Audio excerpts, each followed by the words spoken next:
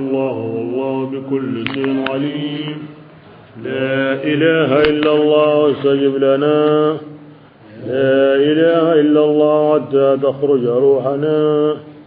وبالحق أنزلنا وبالحق نزل. وما محمد إلا رسول ما كان محمد أبا أحد من رجالكم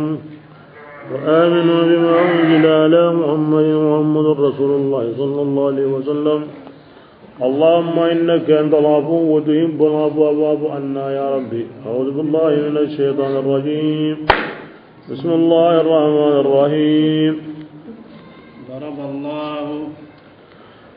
الله تعالى بانغاندي مثلا تاليا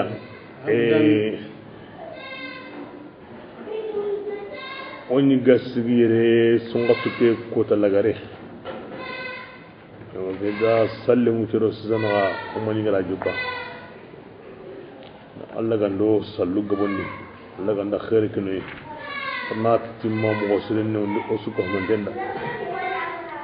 ifaran promo Allah tikin godanga fala tadribu lillahi lamthala kama min ya Allah da Allah do kaba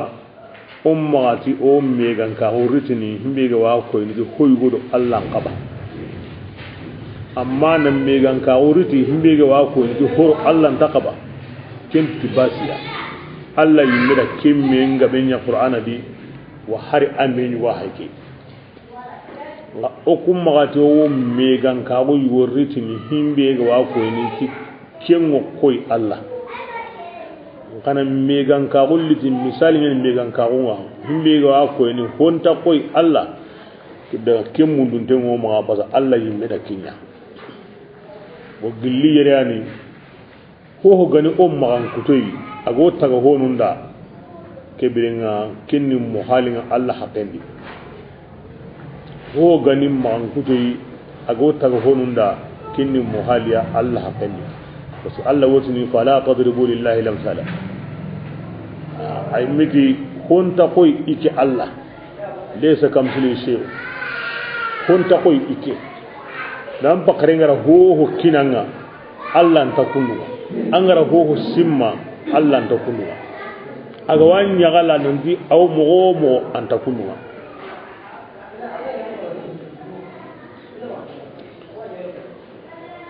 bismillahi abdan ajukum yugo مملوكا أو أمره يعني ما يقدر أجيكم كلام تا على شيء أربعين مرة ناسبهون تا أكيني من مرهواي ومن أدو كومي بي رزقناه أقطعنا ورجعا بالله فسمون داونا ورجعا يا كينغني ورجعا سريا أتيكي هوري أو نهاغندني منه إكويكيا أو نهاغنا غندوني أدو بانغايندي هل يستوون يالي كونيروا كنتانيرو دي كنتاني ميمغا جانكو أنكتا أنساغونيا نادي أدو هيمبي أهوني دوي هنا himbe ga ma aya honi kunnan bana wa kahirin ndo ibatu ho asoke modi anke kaman be ga ma Allah tanai honta kinyi me ma ho ta ho ma honta kinyi me ma jango ana yankeda ado horen ni ko himbe ga ti kaman Allah ho ke ma ga Allah go ta ho be ma kinga mane hokem magadre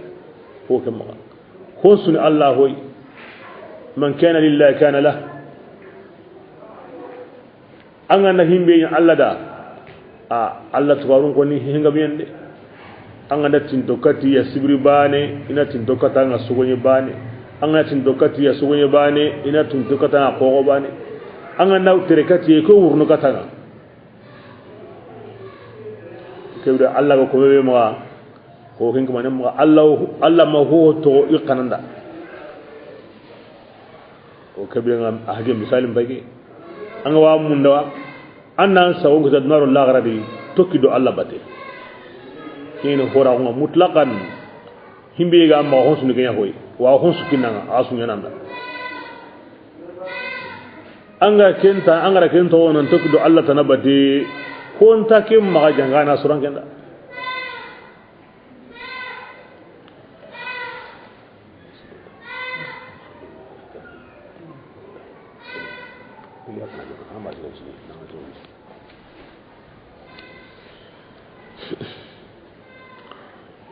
Bismillah. Alhamdulillah. Ya mu Allah dangane Bal. abane pe. Alhamdulillah. Kumi ga nagi mu Allah alhamdulillah. An ga ke famu alhamdulillah. Ji awara Aktharu. kabrinun bogabunga Ya'lamu. imma ke famuwa. Kya sabuni na hillaka fin dabari. Kya sabuni yi tampini. Kya sabuni na kumun sabun dabari na Allah ya mariyan to imma ke famuwa. Bismillah. وضرب الله Wa Allah bangani misalin de tanaya رجلين yugu hilli hay yugu أحدهما banege أبكم ammu muntengeni لا يقدر aranta kata harbani suya anda ho famunu serenta famunu kina al abkam al akhras rabkan yemi de kini mume aw surun famunu tag munjendi surunga famunu ngakilla al abkam kini akiyem amu magun kiyem bo be di serenta tag manje famunu ay men da sere famu bo sere be ndey kemo wa huwa atige mume كل kini likke kote على مولاه ikarungon kamade أينما kini likke ngade basanga ndeke mume jonkoy nokko ya آيات antarni خير awati haju suroyede angana diga bube awra swa ngai diga swa awra jimutu ngai diga yimbe mutu awra sujura mutu awan kam magazo gudalinyani anta famunu golle ngina magata wa kebirenga ki hay misalinga wala ken kahir misalinga kan kahir misalinga hal yastawi huwa yalli kinyorwa ومن ado yemmebe aw yamarnini ki hosirenga وهو ay mega aw kille kamma atlemuntenni yani angana awa himbe awa famul kempede ay akenyi mantini kharakenya asrenni kharake tono aburenni ay mega himbe kamma agawaga wallai agawaga kabana hoburebe ken kan Allah kallinga yalli kendo bane kenyoro gudali inta bana wa kini mu'minan misali hana kini Allah do itanan misalinga kini Allah komendo aywa anne jamne hilla kapanu misalinga ula sere mini sagom bay annan to kilo kamane hosugan himbe hoy annan nya anda am pakarenga do mi amu hinu famunu adu annan to kido hoy honta ma jangana suranda annan nya gudalinga wani mena misalin bay annan sagom mutu bismillah ولله غيب السماوات كم من بومغنتي الله دغني ادو ميم بومغنتي اتوا ونا الله ما فما امر الساعه كاهرون كي كوتا مكان سوره نين لاغرا كوتا الله فاري كيني من لاغرا كوتا انينا كمو اتا الله فاري كيدنا ati sa'an fi mai hosiya الا كلام ما ganta komi awayaga tekedan yi yaga komo ebane aw huwa man natike nyimega antinta ke nyimi basanne ke hamni ya komi harakatundi taga honyo yondi himbe ga newasi aganta wasu kini ya komi la ngara ko tandi khoroyi alla ga nasigadi aw cinnan taw ya gan ko mu cinga beso menyun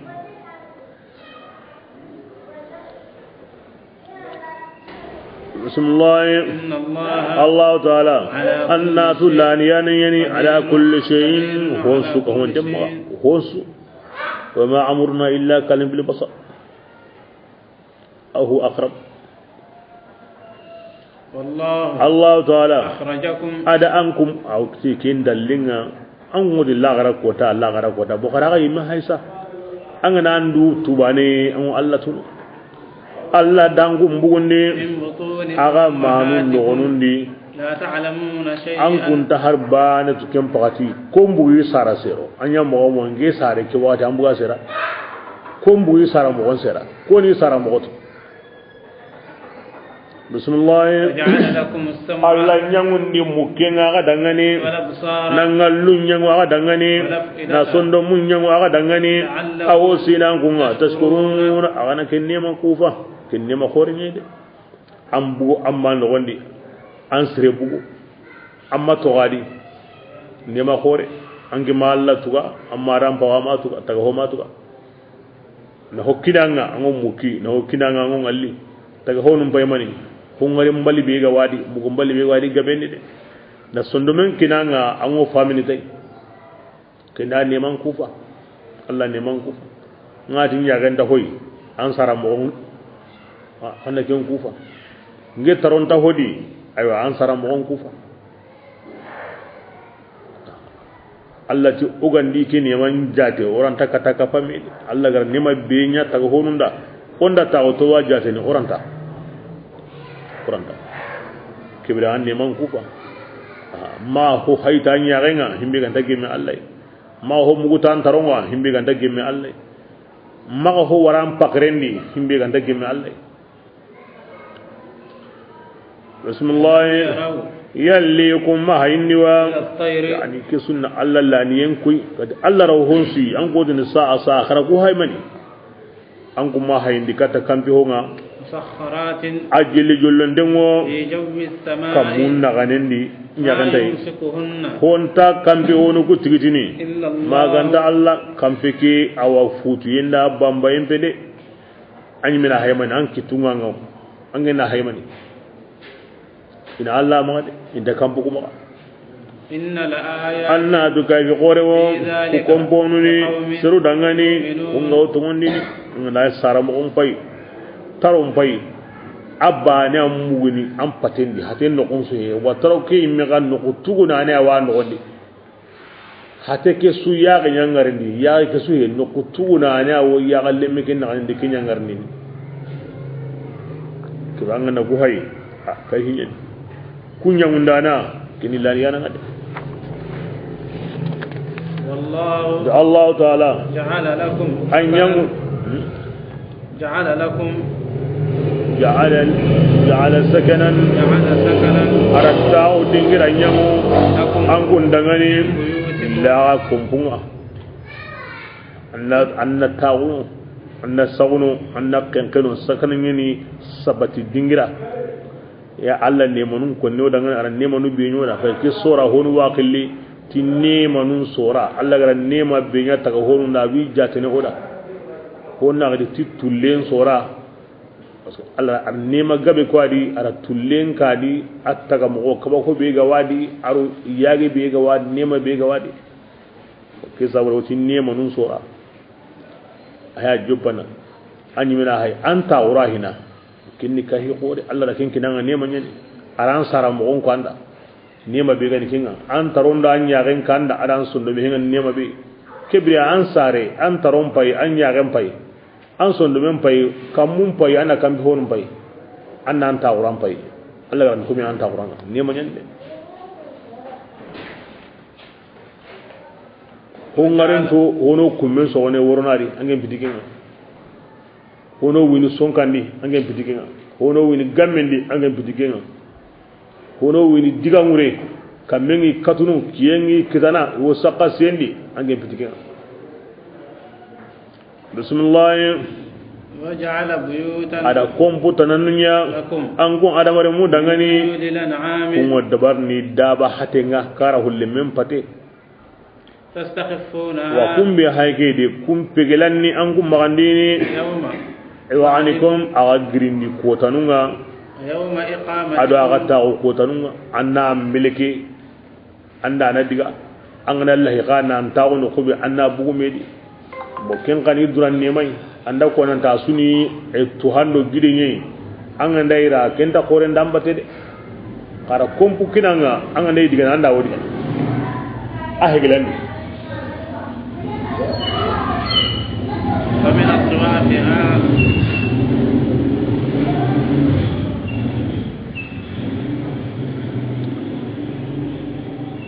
وأثاثا أثاثا ara kombin no nyoku nyangun dangane من أصوافها gilli aywa gilli jagin nyintenga أو بيرها aro gilli nyogo men nyintenga aro وشعيرها sugo nyintenga ana kenya kombin no nyoku nga baydo ado kuhado ala ken kanya sugu kuro jago koni yigandini koni brandini koni sarandini Allah kona yindem bugoni ya Allah kebirenga ana baydom bugiya ana kuham bugiya ana dorokem bugiya bismillah ومتاعا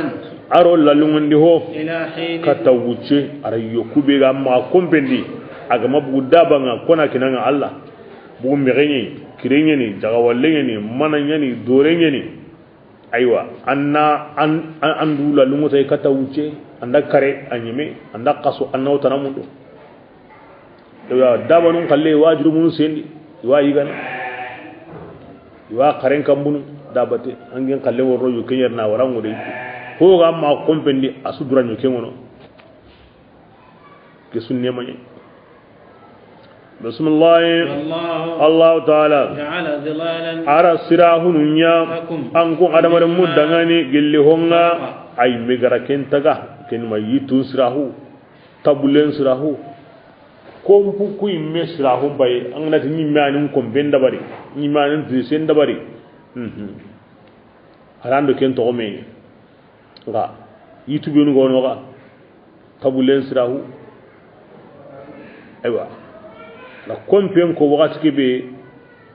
sirahu tanabe ga o ma o ta wonu kinga na ndaga mu nga so ba nga ne lenga kinji ga wen ga na ko no rasul ne mani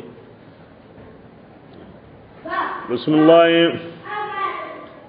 وجعل أكنانا ada sutenya angon dangani le gidun kai na no ko wonu wono gidun kum munyana no yurbantenni Allah yimiani tagano kemmo godi idun ko naradi ina no gemundi gemu mo be galida wa idde bunni kunyei itawran ni kunyei I honsunu kenye kungo munye bedi akko bisiginden tali atli sempin tani aho on tani ala kun kana taw mo nya ken ani mina mo ke dawari mo be galan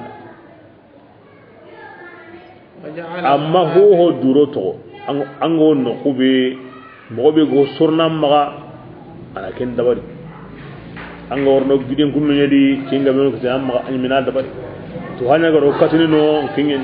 yite nya garo ka keneno na yan non ko benga kingen a kallengo na trisemba ne yayi ana ken sabun kina gaino yin no kunun taban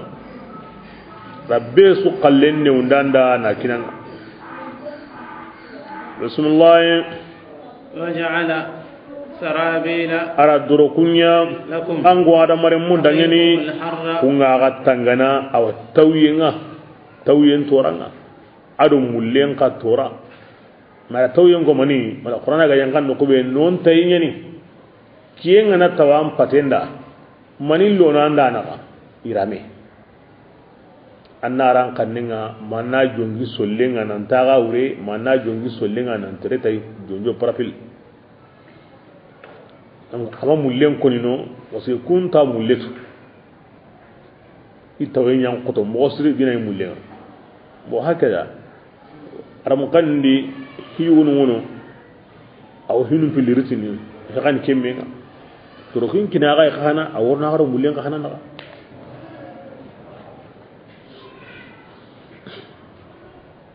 bosgo hongo tuniti mananga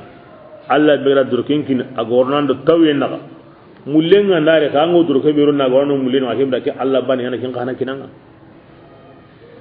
bismillah وجعل Allah ta'ala nyawni وسرابيل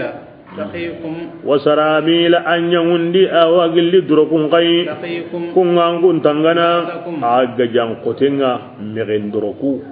agana kullondi ameren kuhune agana kellondi na jamundi na qorden kina gai kaha tamme labo anaranda na ullengi al musaffahat blending ngono ammo bli na blendi hala bitri anka anna blendi hala bitri awornando marhannaga awornando balnaga adurke nguna warnan kanninga nan durke lunyana kama kiswan sarabila taqikum yabasakum kisun nemani bismillah yutimmu ni'matahu Allah ta'ala wi nemanun timmandini kemu gadi kuma gara kutaga gara mogobede dunadi awi neman timmandini alaikum aka makke mogadi awala himbe ana tagada awala himbe ana tagada la'allakum awsidan kunga tuslimu ana dukini Allah na bani namu hakrante an ga nan yaren pai nan sundumin pai nan taron pai nan saran bon pai an go kitibe na ken pai na kamun pai nan taren mon pai nan yukun pai an pago so hunun pai hakrante de an ta ho walli Allah halle ku indanan ta halle kabandanan ta halle sigindanan ta halle yan kandanan ta halle an ga walli agara nema be nyanda ken pantai kibra maninya na hakrante an ga dukini Allah an dukini mi sagon tinkeda sagon Allah yada an gara hohonya Allah khidman dendi Allah takata Allah neman ku fannan ya kan fan bismillah fa in tawallaw gilli inda halla ko ibaka salama gunga annama albala'u annama kiyanin den yana alayka anke mawlami kamma kin bangan dingani anke wonna ko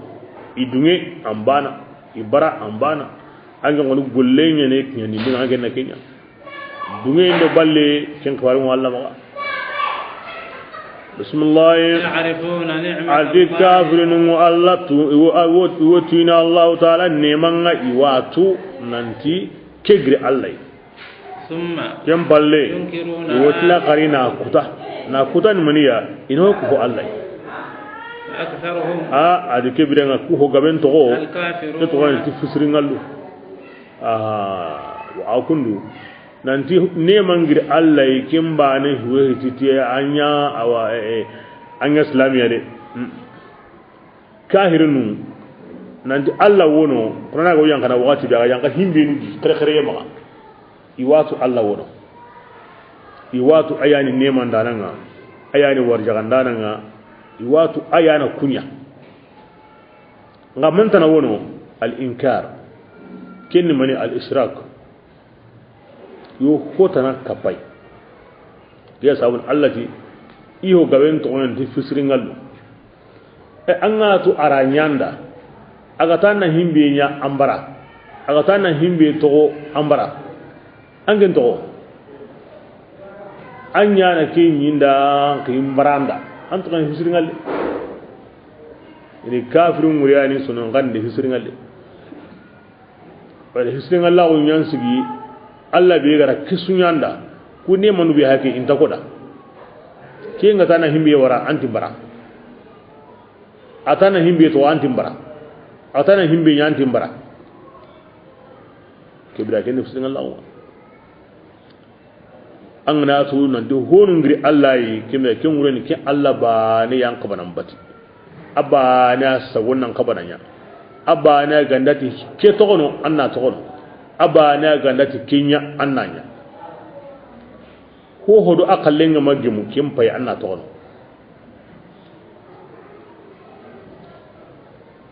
bare hilakapi anoninga bini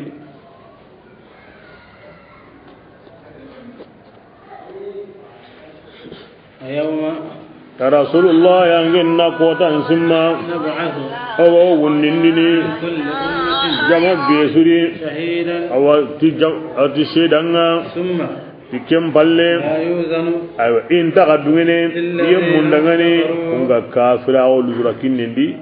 wala hum imanya yimmega iga woy sagandi ni katta dunay na simbe ken ko daga tani won lara ko dagen ci koni shedanga yani be yimme ni shedanga jamanga dagiri besu anabi hare be ga kayanga kennan shedanga amma kai kata kuyo an kai katiya amma kiyandi wa anda kiyandi ora mo on karan dangi ken ko tangurni nyade bismillah وإذا رأى الذين gilli birambe yemmunganda warindi kunga tunyundi yangan kata inga فلا يخفف imanya igo yangan kata inneundini baka kafirun magandini imanya immiga igabi tangini kengani kota nyugoi kahiri yangan kata ngari halyamaga gilli nyonkin bugu wakati qarin dugun tagadi qari bo kebirenga kenani manti seren tubi kem pakatin kanet lagara ko tan kana gem mo bani yani iwo khiren tay wotini woto wondini bo mo gonday bismillah fa idha ra'a alladhina gilliyum munganda warindi ashraku kunga hillakahi shurakaahum awa ikapalle munga qalu yani kena kambre ikapalle mun mani ishaytanu iborinu ngara himbenu ko allai كم بعدين يودني ربنا يا وكم هؤلاء كيم يعني وكفلمونا وكفلمون بينو وكني دوناني وني بطنو بالله الله تناي القول الله ندقى من كني يقهني أو قم غتيان كني بطنو إنكم إنتي دعاني أنكم لكاذبون أغارة أمك بطنو أكم بغاسرين وكنا عن عبادتهم لغافلون anda kiye batu anda qaso batu ko gani awa hokkande anda batu manda anda hakrante nyime batu jinna batu anda malika batu anda allah ko musire batu kamane la ra ko da allah nguro ko batu de duna di oro ko ni kapedi wa odi batu kamane allah nati aywa qasehede ila himbe aw dambi kata gai kentan ni allah ma de نت الله يجارا ما كانوا إيانا يعبدون إموبت أي أنغرا أن يمي بتو ما عندك كيفارة بتو عندك ولي بتو كماني أراكان دوا أها تيوا أدمي تيوا كل ما كني أو هكان تقولي kibra ke diame jon ko ni wa suru hilay am bi ko allah tanabatunu aw jon ko nanga am pay ko mana kebe batu lagara kota anta kirene tayde allah ko musri gandai aram makka hadi amadu ngai ko kan te gandai anyi mena anda am pakarlo am pay ko am be gan hakaran tenga anda am pakarungo mi inda jon ko katanga daron tawundi mo nanya kamane ma nyon kulanda ayila de angana nyu hando kenyila ila hodda mbi katanga himbe ando kenta harbani taga hon tanya na kamane angana nyu kulando kenjima walla yinankan fir'auna ara kamne ngaonkri hanya kambo to komenta yana kamane bismillah alqawi salama kim pagadinga ihaigara du kinien kachen seri kata allah taala ke kotanga inati aywa kibra allah urudu kinanga sa odunyanda wadalla anhum ma hunsu qawman dem manaranga wiya kanu iganya gani kingaran kudunu iganya simmana mo igani garo gare kudunu asutunu ya aha ina suroda inaro odo al ino hajunun jaroda ay bitumi initina ma na'buduhum illa liqarribuna ila allah zulfa onti batnu ma ino tintondi kata allah tindo mo sirenga ja allah tanabatu yenta komento ni kata allah de na allah tanabatu kinna allah tondi allah ya kinya sawiran gengare la ko te wayi ni kembi tumi Allah tanabatu ye kinna kumilla tundina Allah ya bismillah adiyam mubinu kunga kafirao igara sirun kaba bakarun alladinan killenni allati la garauna kunjini yangan qateya yangan qatein kamma yangan qatei be gani kahiraun kallede woni hotana ka hayqadi ibn mas'ud ti yangan qatei nyanto nun wani ina kahima nyanto bani aw koy tamarol lasir gille mo gomme duna di nyanto le bare pay e andang nyango mobe e nyanto nganda ko wonna nyakko mi tamaron ka langara nyanto akini de tabane jahannaba dunge nga to ren kitana tanyere sini nyanto ngara himbe to dunadi ango kentu ango ke fam langara nyanto abrundi tabane tanyere kago anga to ran kitana ango seren kan wallahi de annan kanu jahannaba arno kisindai bismillah bima keji yonyana ti honga bani besu ganya yo kimbo ndinde nyana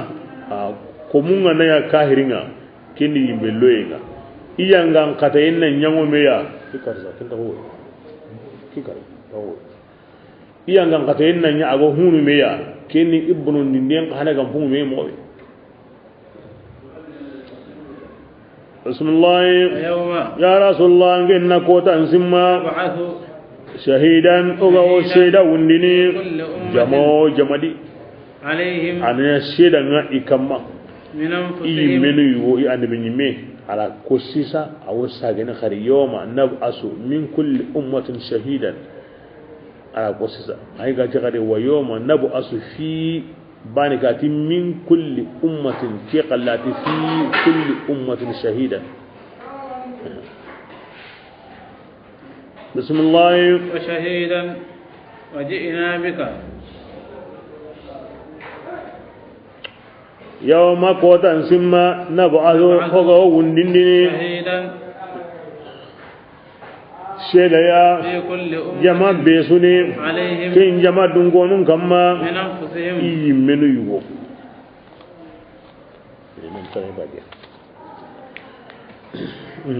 وجئنا بك يا رسول الله وناري تانقيا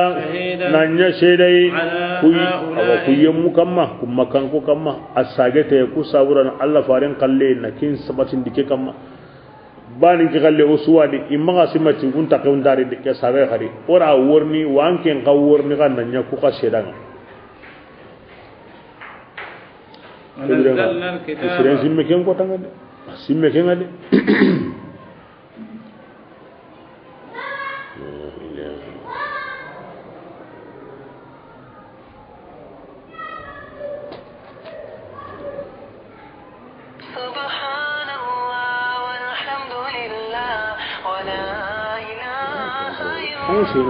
ما سيري أو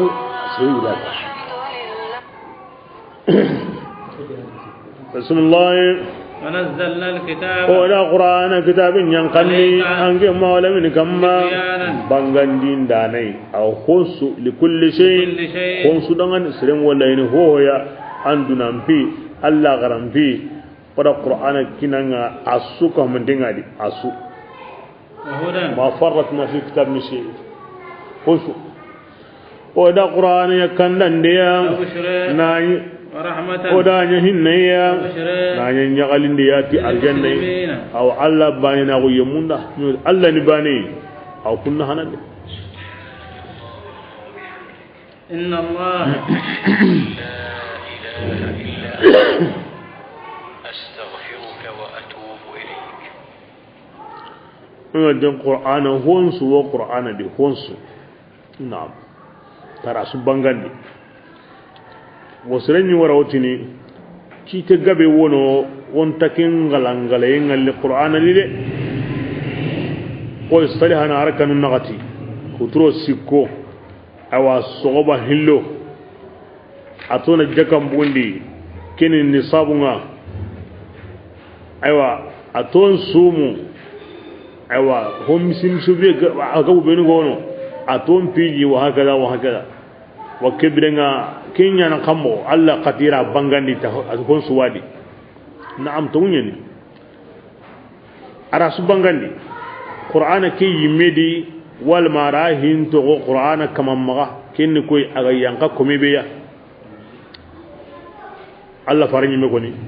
baska to da wa ma ataakumur rasul fakhuduhu wa ma nahakum anhu fantahu to da kin diga min sabula kima wala imni ganda kebe kinaga khara kelliga anda hata himbe qati kenga mo kebe akenga na himbe koda kebe o hayga kube nu ko akenga na kun koda keni sikoi keni hilloi keni nagatoi awa sugondo jarenga naki tanagate jaka ngadi nanga naki tanjike jaka ngadi o sohonga naki kamu sikim mudu makamu tumiklo awa jaka ngadi o kam tampile dinare kange jaka ngadi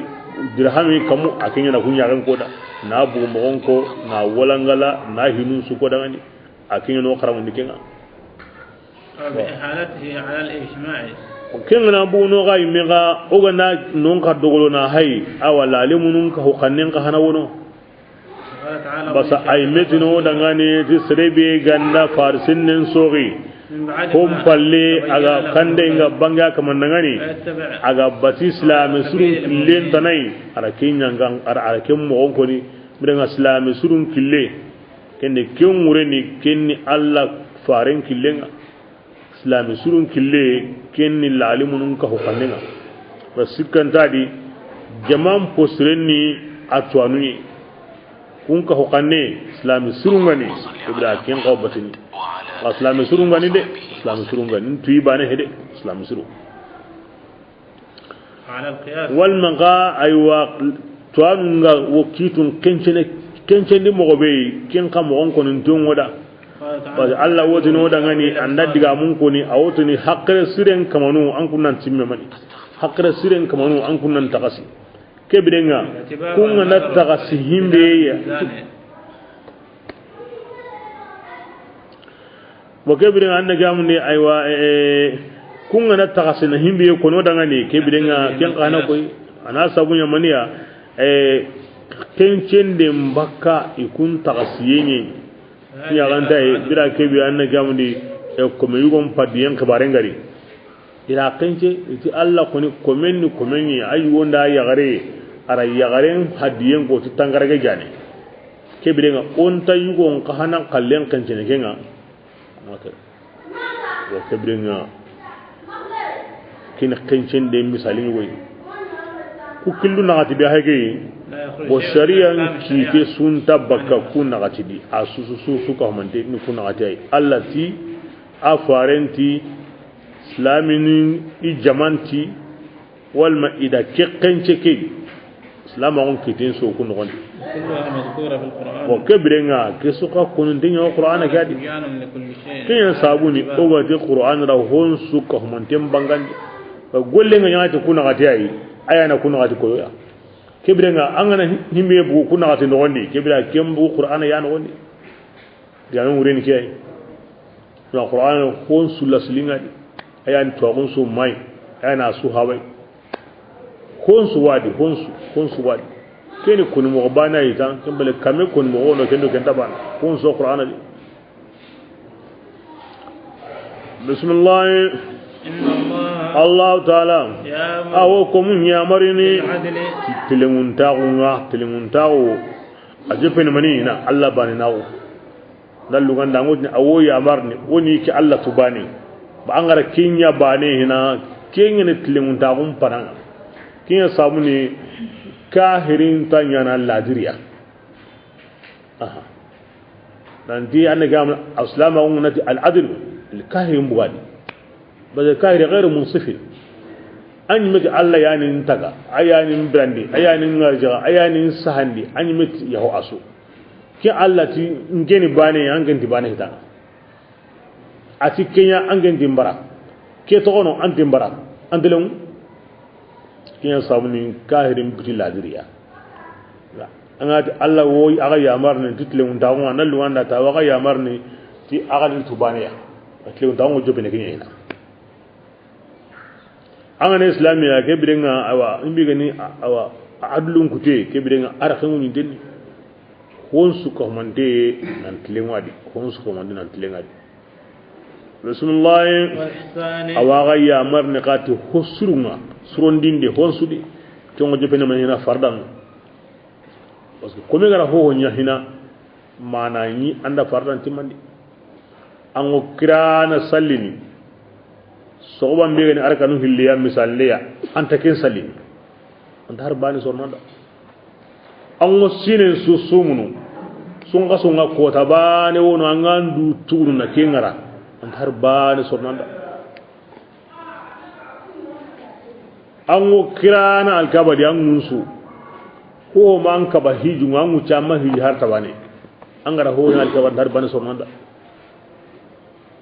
na bure be ga ma ango kirna na fakana an sugonda an jagenda an so honda an juba nurumbo ango kirna kinni Allah ko mo nganda jaka buni dar bana sornanda al-ihsan kim panahanin hina anna fardan da barkin al-ihsan salli an ana karawo kinyi mo gondi an ana himbinya kim palle kibra kinna anna aran hati maniya an gara karawo be ya an ana hijangun di tabane kibra an ana himbinya ananna ango jaka mboni ni jaka ngo kitina maga asha tununti mandenganga angana himbe nya kempalle ananna sun kaso ni fardanga na kinya kuma ga munda maga mobe angana himbe nya kempalle ananna ul ihsan nyani hina na fardan timmandi kenga na bugono kebida ango himbe dabar ne anna ken dabari bokini ashari yang kaninga وقد تناولوا إحسان يعني أنت عبد الله كأنك تراه فإن لم تكن تراه فإنه يراك وكين قولي نك آية التي أرغني أني تباني كبرين أنتلم الله تباني تلم تاوني مني أنا فرد من دبري أنا أسلام بسرنا أبري أونينا مؤمنا كنا دعوة وقت كبير أونينا محسننا وكين إسلام أو أدغرس كنيا onya islaminga mo wanya kinga aw ken qartini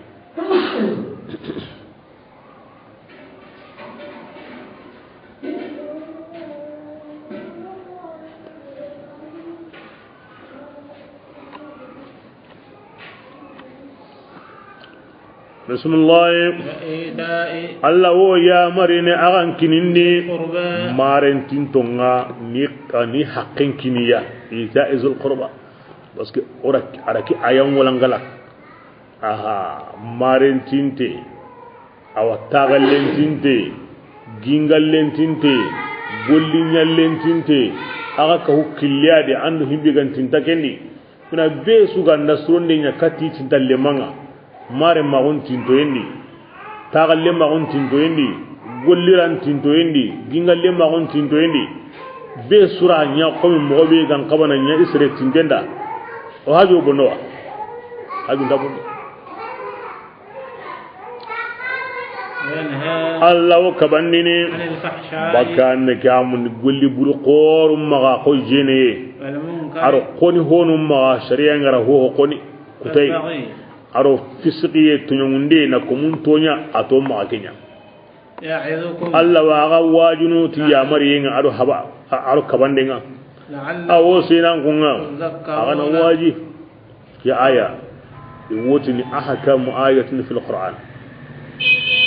tiga aya kiyan jimunta qur'an ayan su ayan kitin tasu qur'an ga na kan beke bane ki aya bane ko wanda halle إن الله يأمر بالعدل والإحسان كمندو الله نغان سوكندي وإيتاء ذي القربى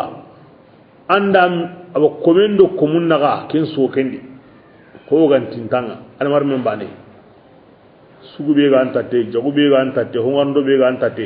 حق بيغا ويدان كم ماكينيا أوان كبنا بكا هو غني kabiratu ya hogan huqununte junubu qorenda hotgunet tan ahina togon albaghi na tagahonun tonya anna ahina togon donc man do halle ando Allah na gansuro anda nyimi na gansuro ando kumun na gansuro to man do halle to rake aya sire ganda golli tike anduna usuro Allah ga rasul kere su Allah ga wa munduno maga asukid bonesu agot nona togono asukid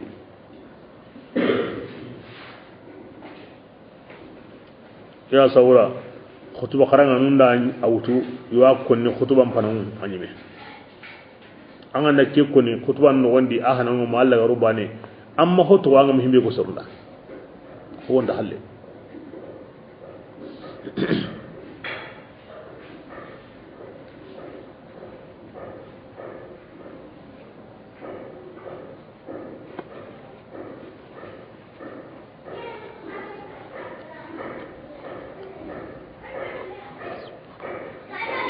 ihsanu akes kumena na kinga wakati kibe nga walli aw alla batunu kuma ya go allah ango himbe kanuna nyimeda kem pakati anga kanunu be su ko mandenda anga nani mu'mina ya anga munda honka ha mu'mina gunga honka ho amin islamin su mu'mina gunga serebende kahiriya anga kanunu kem pakati nga allo salama gundi anga kanunu allo salama gundi a hinne ngornandi ama karim ngornandi anga wal bana hinne ngornandi anga kanunu anya islamiya ho gani khairiya bonai anga munda nan kisai anga munda amen sun kiskenga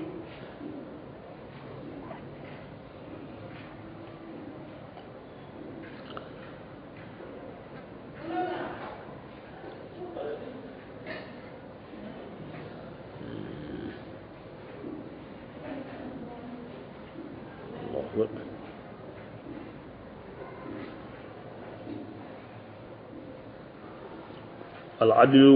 أو خنسكه من دين باتين تلمون تقولني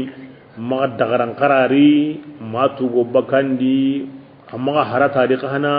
ما كتير كوزني بكام أنو تكون عندي نان تلمون نفقان دين دي ما كبرون دين دي ما كنا كتو كتو يميا نان تلمون كموندو مينغا كن كاين وادي نان تلمون نان ntelemu anja kundo menga kenga wati hangana wadi anga nda tunyangundi hongari anga wadi mana mobe anna dema ko mi gra tonya iga bagay anga wadi mana mobe na hakken kinai na jon kinai na butemura anda kenda bari na tagahon ngolli lemago bil lutfi war rifqi wal hanani wal hubbi تكون نقول لما قلت مغمغينا تقنينا تسرونتاغنا ما غني نيونكران قطي ما غني سر بوري ما غني ام بوتم بوريني ان نيونكم قوتني ان نيونكم بوريني عند تاغومندا ما غني كينا ينسري قصه تكون الانصاف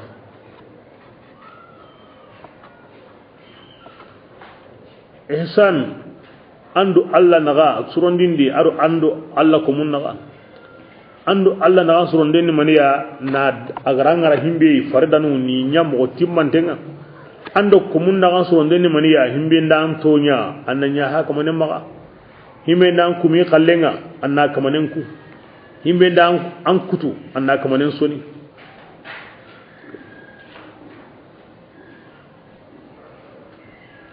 قال العبد كالخيط المعلق في الرأس ولا يقول لنا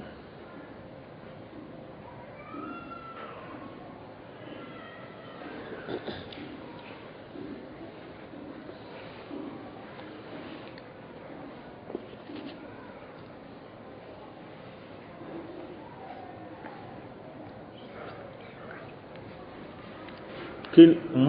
مكان آية يعني كي آية وزن أجمع آية في القرآن آية ب أجر هون كيرين دو بنين سكهم مي ديغرابان دي دين آية سوينك آية يعني دي أنغورين مغسر دي لوغون دين مغسر يوتين الله صلى الله عليه وسلم أجر كي آية خرا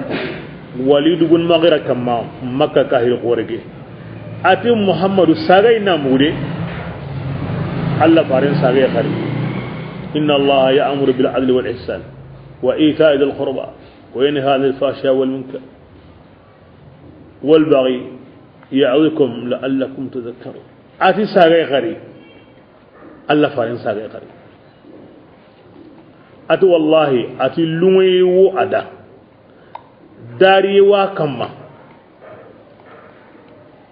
akka mun darintenni akka mulle muntenni awreran darintenni ati wallahi adamar mi diga metiki ya angande arabu kanne mu ko agara ko ni mo ko akunuma ke lungoyi wo ke diga meti adari dengani mo be ko be nta kitana na mile wondi na suro ni lebu suntai akka mulle muntenni awraran darintenni digan tukuna ne na honsu ko mo mi ando on ati wallahi adamare ben tagi ko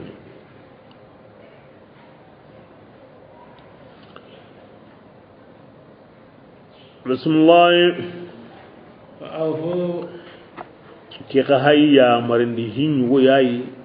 ngara wala ngala baka meya ayya marindi billahi du timmayenga basa kane haqiqati nyu yayi ayyan kasru benu gar Allah faren baya nanti yunya na islamiya ayyan ka kunyedi lakin al ibra bi umum al lafz la bi khusus al sabab subhanallah raga diga mo dangani diga min ga ho kitana awde kin suwai yan kasabun ba ne an taro kin ade rasulullah adiyan gunnan timmanni ki Allah lahidunga gira kebe aba agana lahidun kin Allah wala tanqudu al-iman kama kuna yunguruja ba'da tawkid aqoto halede faqad ja'altum kafilan qad ja'altum Allah an kunni mira Allah ta'ala nya sangai agadu kama an mira Allah nin sedanga kebirenga angara aywa Allah sallallahu akin islamu wa anmi minga an baya adangani munyana islamiya kebirenga yadullahi fawqa aydikum an baya Allah yadade ma ken gurujade billahi dun soke no gondi ando Allah na Allah hidu ando ko mun na Allah hidu asoke no gondi antane wude innal ahda kana mas'ulan ko ganin lahidu ya sharia ngadunge tay agana ragaro mena suwadi ko be ngadi gagande ngadi yagu ngadi suhuri ngadi qaralli ngadi ho gani tahunde surundo mena agara ko asuka humonte ngadi ya di hore siti kacentano kanni ningi nan kacenga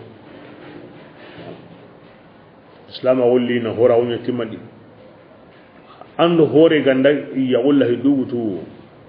agara ko woni lahi dubutu gagande lahi dubutu golni lema wallahi dubutu anta bon agara ko mo be awanga na ke mo godi islam on karat kindi gambane yayi ngari kone sonde wati kibi ati khara ha to lahi ko woni sharia Allah biya asu ken woni asu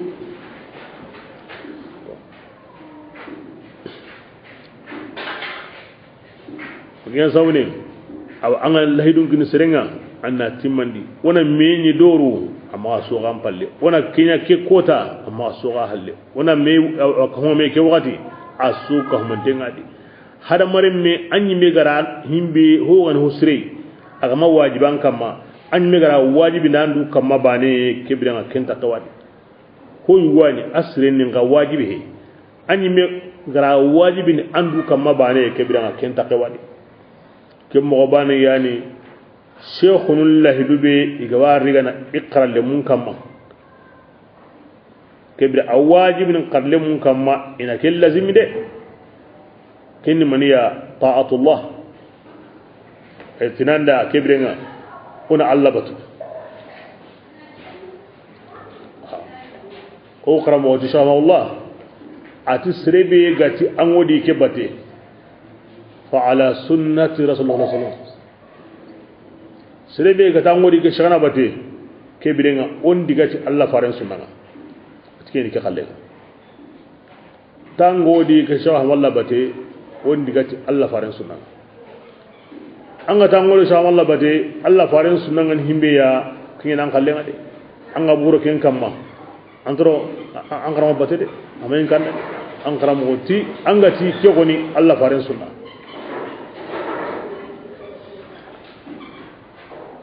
kebre na to aw kemodi anta gemme anna ankaram osori anta gemme anna kuta awajibini qarleman kama anna Allah du kitimandi na ni karamo ngodo sharia mbatte amma an kutunte ngodo sharia amma an kutuntenga awodo Allah faren kilembate ajukku ayilla yillaye adigame ahin su ko mantenga ngodo sharia mbatte antagi mana muguda batte antagi mana muguda batte nambugo kembate anda lahidun sobi la ra khata mutirne de innal ahada kana mas'ulan basre be gati Allah an ga tambugo kembate ken nyani gar ko batte iblis warne batte nan tokki batte wajibi he nganga tokki da batte kebirenga takkinya ni lahidun nyani an mirakini la wajibi nan kam maketa annati mandi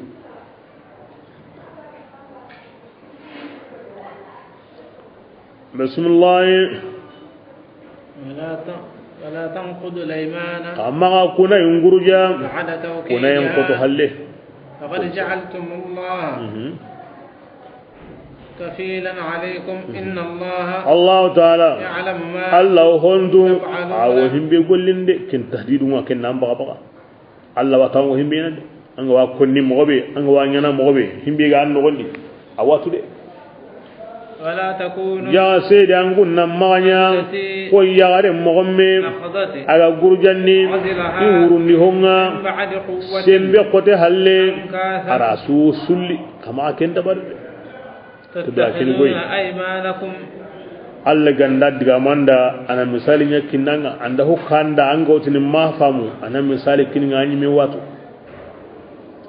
ke ko tanga yare ni wo makka yare ki awa hakaru kuma timmi atona nyani titiri aritatu wala qurasin kenyen monjelin awan kare darewa maga na monjelin tumbe dare rai adi tumbarungo kirana wurundi ni gili sowa ma kata salihan kinjiga kempa de ngaki awotini tumbarunda o gara himbe wurundi ille karaye karasu ko monten sulli wasu sulli ni kari ko tasu o kebirenga yalli awru ni ken hangay ba ay na hante garanya ko wa kebirenga kembay misali parce que wurne yent woni al ibram na wurundi na liga gare ke hallindo gesin nyanya na gare ken gare yanya na kacena kebirenga ken kacega ndabambe ken na hanga yo ngageda gilago aw halagundi angen angana burundi ga awina gari na gari awina kashi na gari la wanda ango himbetu ayar ke misal anga ta himbetu wajibin bi annan wurundi gango na baki nan wurundi anga himbe wurundi ko ni masaka sulli garde anna here ngana keta anna tonto anna meri here nyakinya keta anda ro kane ngana to na kana sulli angol lembono do ken tasbihu ni himbe ngene wadu shabahinga bokinge ni wurunden na hanni merinde ni wal magare dabari wala kake dabari wallahi dun gan hangan kibe ya bokinge no di sawra un kacce ona kinya ko ni lahi dun kacce gagan den kacce ko ben kacce ya un kacce ona kacce nya ko ni kebiden aw kacce be ko ni de kebiden kacce usun ka ba kacce gadi wala kacce ge mas ga mbona ma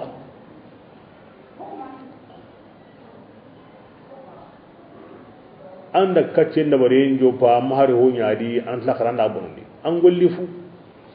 ke tan na golla nya ne kata himbe go wadi kana kani anda kinya da barni keta ne sawun islam wona khidman ne ta golle yenta daiman an go no ko be honya himbe go kapai honya himbe go kapai ma digar halle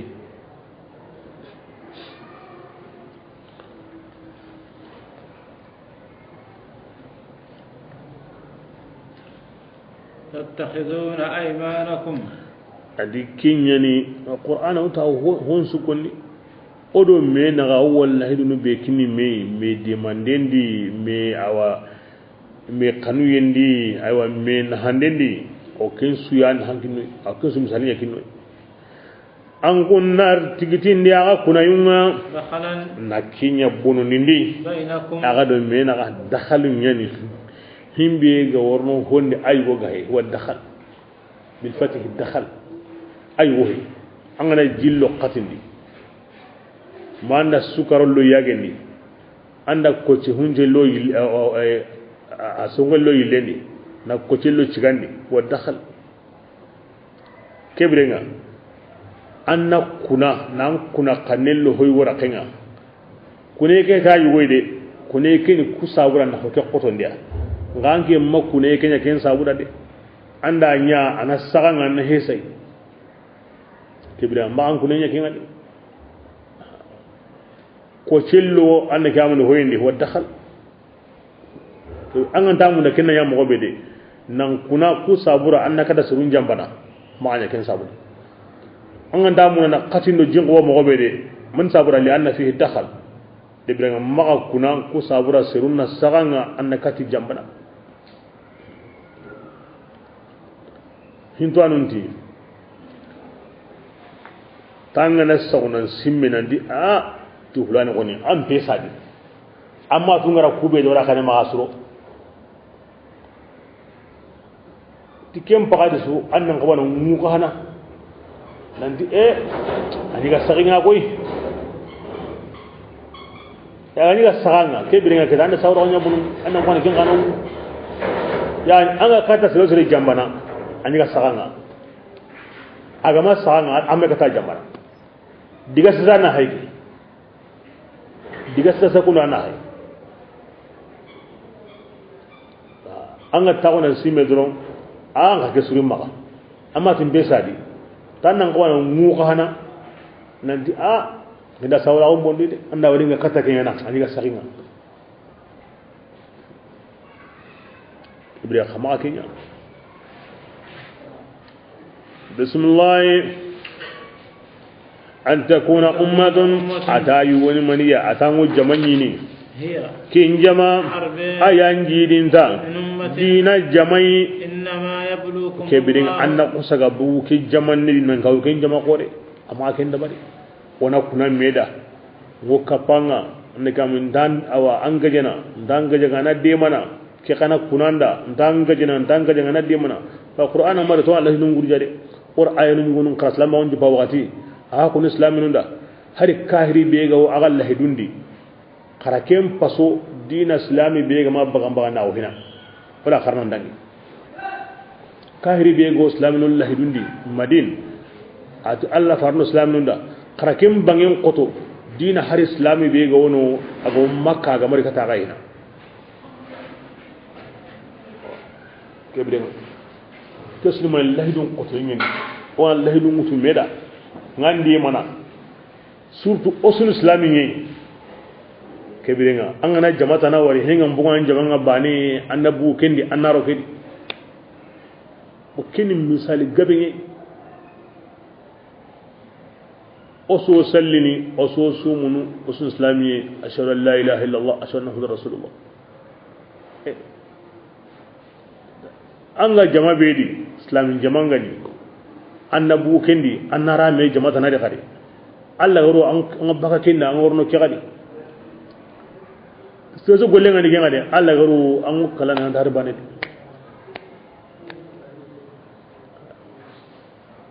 ila jambanye ni nan bu jamadi katta jamai anya dunan kalle ngaw en la garan kalle ngaw at jambanye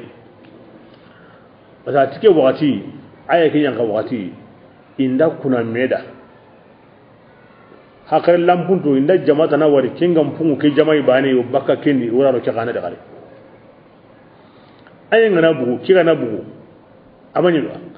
an to qada hunaka hagai na qur'ana wodiga min ko ni honsu ko manti anta ho to kon sereni mani du hayna no on ni minan du hayana on ginda ngodiga kili siren kama anga tunu adiga min ko no gondi anga nda kamaga anga tunu akoni gondi herenya annan diga diga kili siren kama lahaydu guriye nyugani lahaydu sore nyugani alla kute nyugani anna anta sabatni bandi anga husriwani bedi antoko kenye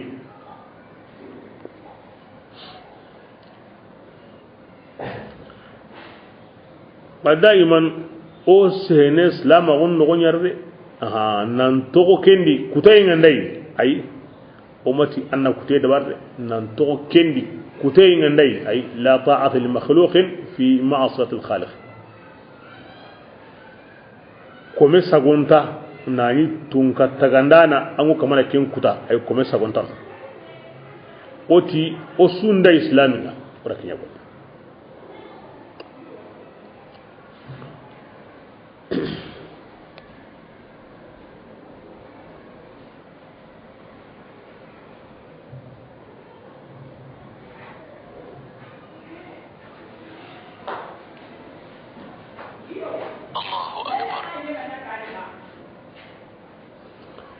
بسم الله إنما يبلوكم الله به إنما الله وجرب به تيجي يمريد جرب يندي تقول الله دمبتي الله دبيجتي الله كتيا تقول أبتي جرب يندي من صورة لينظر لمطيع منكم والعاصي ندعمك بتانا أنا توي أرهم بيجوا كتنا بسم الله ma oga bangandi aga dangani sigen ko tanga konsu ko mantenga aga gani meso gani fi kenni dunadi wallahi du timmay adu kentana la ngara ko de wasu bangani adu jarabu nyande antane wode himbe ga no serundata lo di mbuke di lo kadi mbuke di lo kadi kenno adamare munda nga hora o islam o ولو شاء الله رسول الله أنك من غنى قانون أن يغنينا جمعي جمباني غاما كين قانون ولكن غصار يضل من الله يمن سانغوني أغركين سانغوين قانون أو يمن كندنا أغركين كندين قانون ولا تسألن mi gara ga tirni la gara ko tanga baka ho mandini agani ago ken gollini ke so ngana tago honum bashariyandi awa anni be ko mo hayno kubi lombugu gille gille haya ajmando menaga al sharia madu tay haqiqan di Allah ta grigi yayi mbe ma sawabanga anna Allah tiga kitan kam ngati ya gunta gunyi me nanya illa illa ne ka aywa Allah gullingen kanda ngilla yayi arno kanda sankunta gun ngilla yayi arno gusindiken bismillah ولا تتخذوا أو الساجنين قرينا كو إجا سيدا كنا ما تيجتني كنا قنوا بنونيا نارون دي أقدر مينا غدي كما كيني دي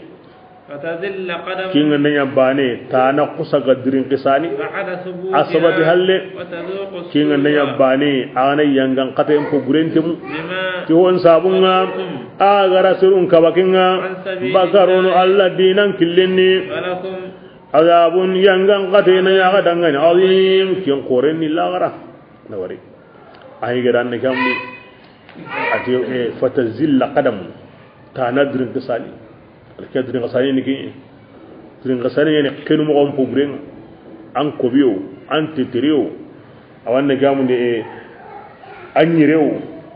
درين قسالي نيام بوندا كنو مو انسي hay gada sirak kenu mo kriti درين قسالي bosere be ga illa hidun guruja andiran kasani angul jamadi allam pin jamanyeni angul jamadi islamin jamanyeni angul jamadi aywa allah mundu mo nyugani allah tinte mundu mo nyugani sere manja wede any mallo tandui nan kuna kannenkini kempalle angana bugu kendi andiran kasani kinga nanya fata zuqu su'a ayna sabuya ngo yanga ngaden buburente munule man sawura an sigi Allah killen kana kenni mani bisaddikum anil wafa'i bil ahdi lahidu timmain Allah killen yugoy an ga manya an siga ka an gabari ga kamanin kana yasuddu ghayrahu aw na sabu ga nallo itana da naga kibriya an yas an yi me siga ka ne an sigi surunda naga ba su kandi ga qad yustannu bikum arunya na hutan wa kallin min sirrin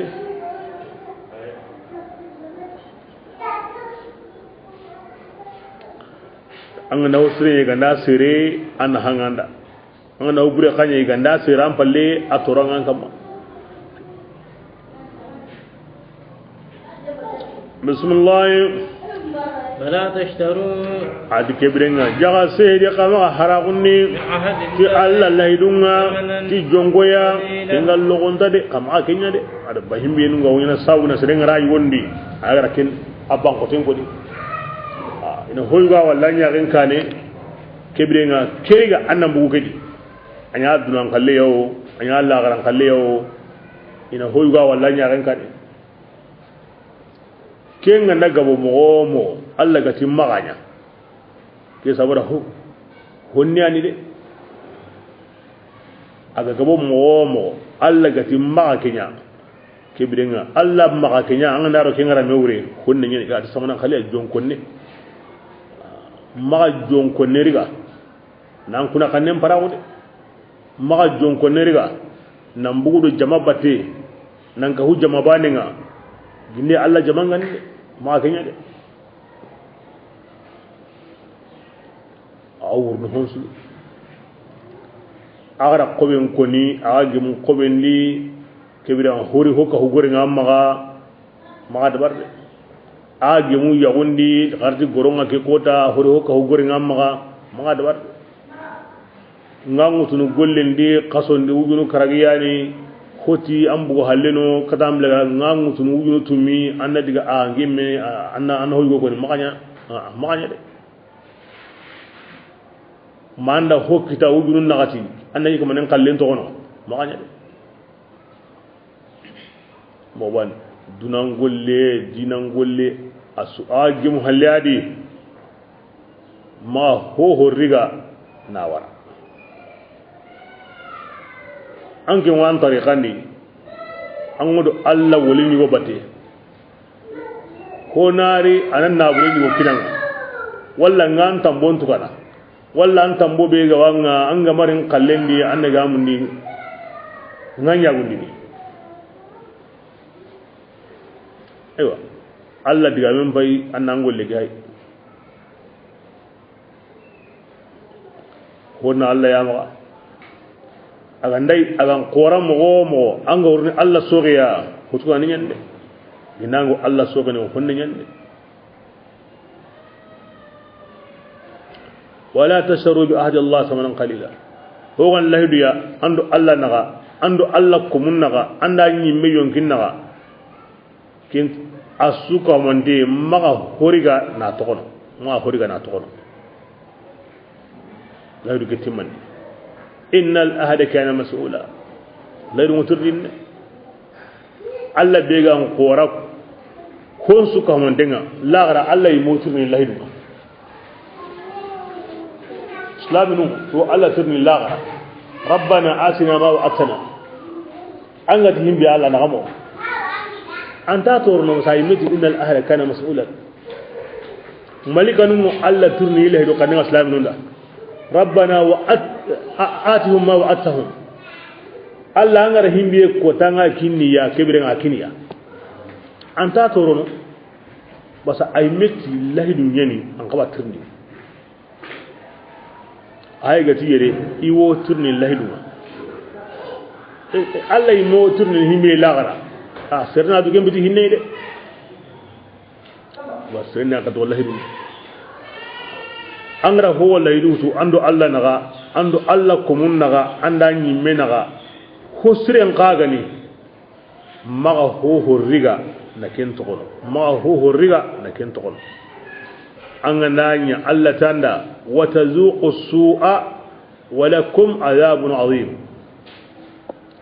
duna kalle bure ango kente munu la gara yangan kate nganda e seremanya hinan pajunga suro watazuqu su Allah na kuli sire suma ikitilo huygo wure hina na lahidun togono ido Allah na gallahidu miro komun na gallahidu na huygo riga na ken togono mangara ayimben kutu mangara batengara ndui amanya hina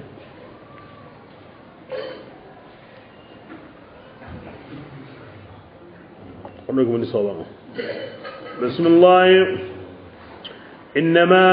atihim bayde inda Allah kengo Allah nindini ati Allah ni Allah magahonga kenyam pasangunda aga dangani dina himbe gudnare de agati magallahi dum parago jonkonni ara konan saaka mo himbe go Allah maga anga mallahi du ke harago kinyam pasanda dina ang wallahi dum parago na himbe utide Allah tikunu Allah gad himbe pasanda kenam pasanda de in kuntum illa gandani ago hakrina qoni kebiringa kharatu Allah khalle de akoro mogo agabo mogo an kana wure mogo wucinnani dron an ginan sabare mani togodo Allah gati ma Allah hidun gurja togodo kembate wucinne Allah wan sagonya nanda Allah ti himbe ga yi kemaga ayam pasamunta dina am parni himbe riga ni Allah hidun rai bismillah wa da kunan hayqati himbe indakum kenga wan kum maga dunari re agabo mogo woni menede ga himbe ga Allah maga ken to gonte mude kebirenga anga dum gana hay wo dunadi mesa anay yawo ke kita anna tambiye ke kita nga anga to godo Allah bateti Allah tinna ma Allah hidun gurja adi duna kallege toranga ne mo awni me ada khay gama waranke ko kalla bakani neman ne mo agama nyima na ngoni mina himbi wa Allah maga kenda nyimene de anganda kin Allah yi hosre ganda an kane no anta nyimene arno ksin hubure ganda an kane ga anta nyimene de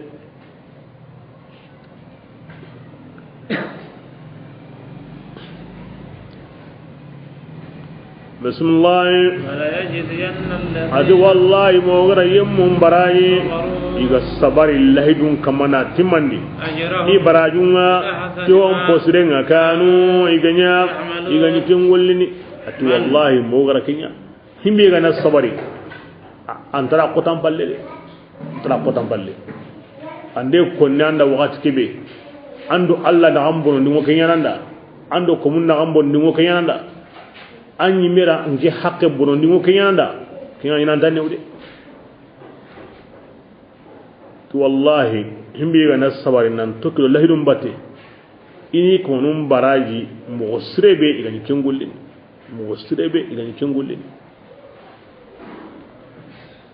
man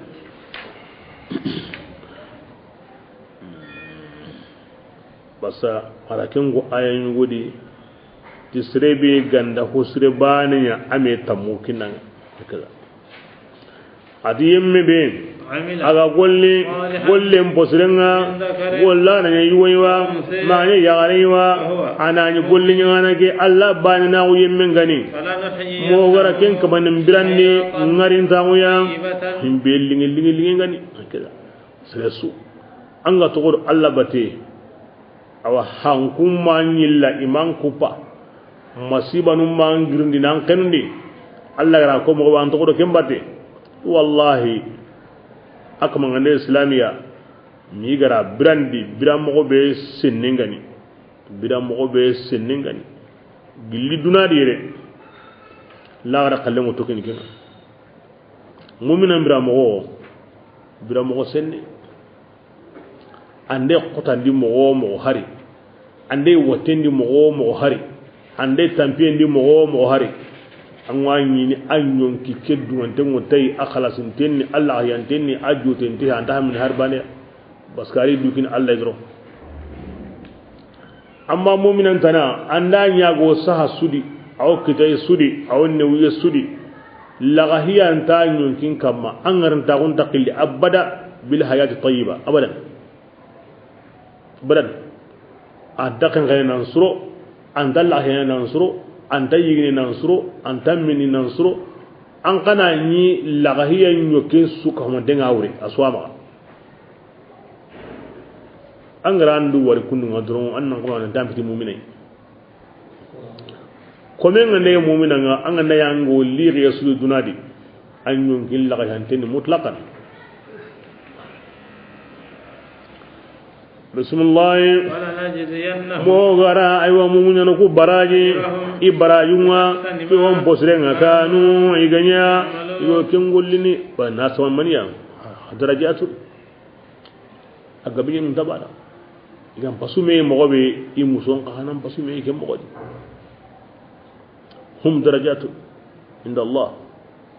tagahonu kuma suru yo me kama Allah ma bismillah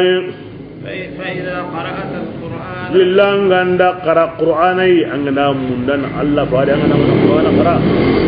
فاستعذ أن تنغي مندنيا جاء الله تعالى بقى شيطان تورنا كنا نجدون راهوي أعوذ بالله من الشيطان الرجيم عند قرآن قرأ الله مروقات كبي أن جفتك وكبرنا أن قرآن جفا إنه annatu shaytaniya laysa sultan sallati maya adangani yemmun kamma amanu kunga tunni ala rabbihim wa yatawakkaluna adigawinum besindini ikaman kamma innama sultanuhu annama shaytanu sallati yemmun ya kamma kubinugo toskinena batu walladhina aw yemmun ya kamma hum kunyammu kungani hilla kapanu ja Allah taala ana kunya kama kinni Allah digan kanninga ayabani di iblisa ay hankanta maga de hankanta maga hankanna awa kumu binu ga tokki dabate kafirun hankanna kunya kama amma mu'minan ay anganta kun kama kebirenga anganda lamuru na kharawat kebe kebirenga anga konni aha kebirenga ne gamundi awa kini huggabe diga mo parce que angane kharangin joppana ando baraji gabe nyankaba bo ibuli sakanta munda anna kinkita bo ke sabuda awo an karngin yamin amma ana goci buce nan maga na hinu gabu nan maga ke bidenga katam lagara jopa Allah nyaga hina kana Allah to ndang akin Allah tanga bane ke bidenga la muri ngani himbi an karanye kedi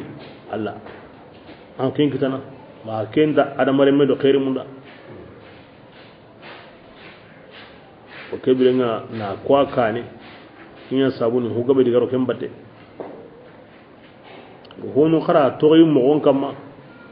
كنت فإذا قرأت القرآن أننا تلا قرآن قرآن وقت كبير أننا قرآن تلا وقت كبير كبيرنا تانانيا وكون قرأ أكون كم ولي أننا تلا كبيرنا أننا قرآن قرأ وكبيرنا أنا يوتي بيران كتا بلا تكون ودينا أم براجين دورون تقام ibranga na karangin kane kin kunno kudiga mo ga honu tana wono antla halani ango a'udhu billahi konni kin kana diga mo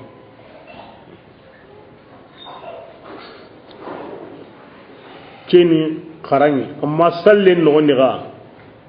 o kuma habindi na a'udhu billahi konni farda ndi kenni makruhuma amma na hilandi kuntai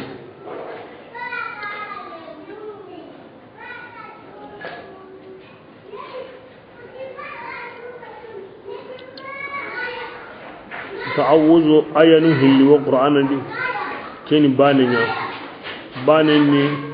فاستعذ بالله السميع العليم من الشيطان الرجيم كنت أعوذ بالله السميع العليم من الشيطان الرجيم كما كنت مغد وكي كن مغو وكو بغين يري وكوا كنت كن مغد أعوذ بالله من الشيطان الرجيم كين أقو قال لكم مغنى هنوا أكوني أعوذ بالله السميع العليم من الشيطان الرجيم كين مغنى قال لكم مغنى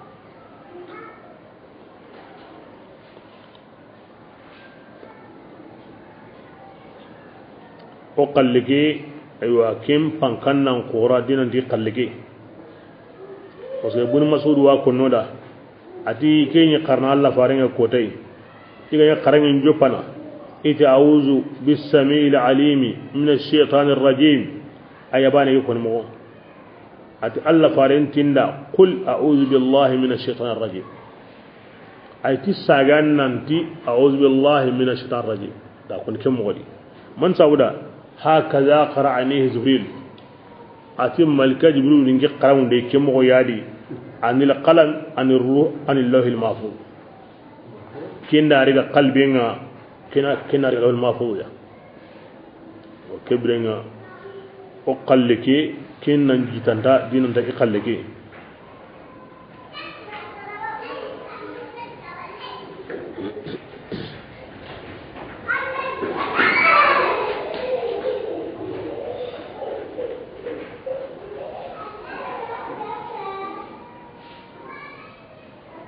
بسم الله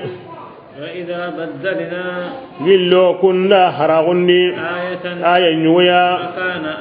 آية يقبتني ولا آية يغنينو ولا هتناري ننتي خراكتونو خرانيا كندو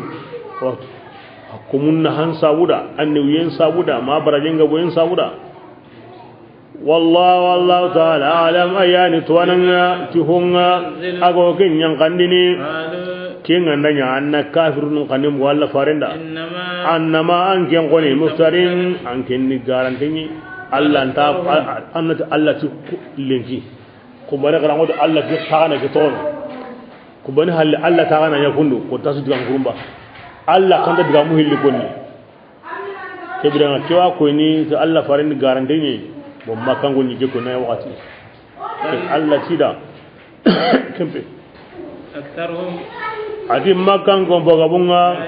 intatun habigawo awakitem parago haragunden ha ko gabentat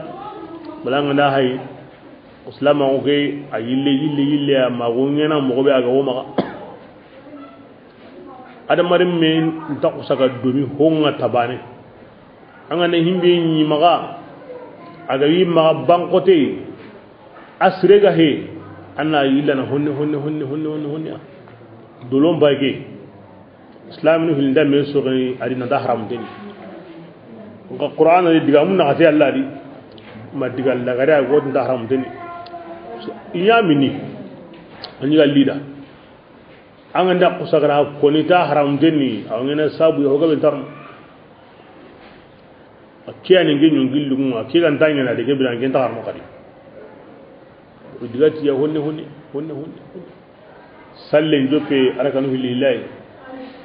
ruto honne na hoto yi mo gondi na honya sikoy na ku fina na kato sumelli agarawo kasum an anta sumun ga atogono anna yi lembudi ani kunnu hari bote kan tan ho wanda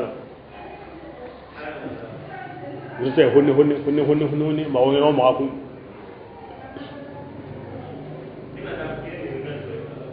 bangin ni gon koto bangani wonni kotanga da giri an a koto no bangani me gem pakatin sumin gana an go kirana sumunu an ran sumin gudu jine bana garanga je bana wuron gana wadi yo me gata kem bugadi ngananti kana na lugina na yo hontinga ngumude mbuni kana ngana bugadi ke ga nakenu gana wutin diga Allah diga to honne hus to kite yile ngo kem godi duk ko tasu kat Allah tukundo afaren tukundo diga mun tabana ay on hango himbedi aga new an wani ne bane ke qotenni a qoten on handadi an hanallo bismillah ولقد قل نزله ولقد قال ولا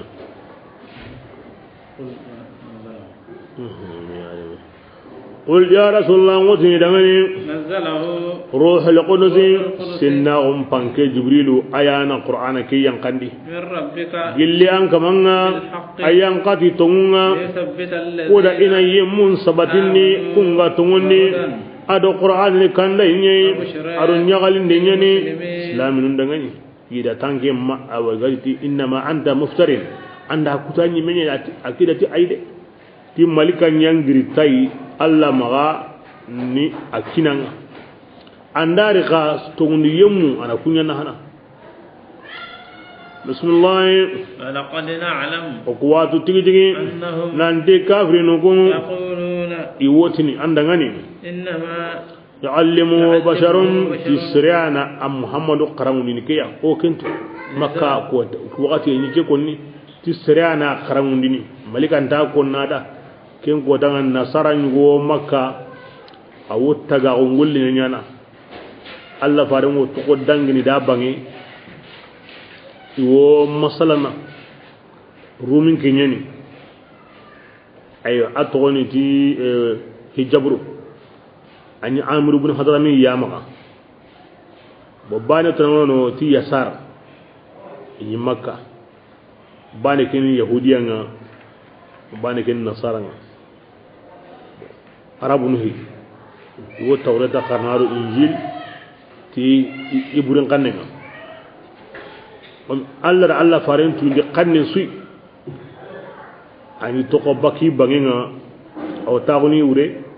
igo kebe karna awamuku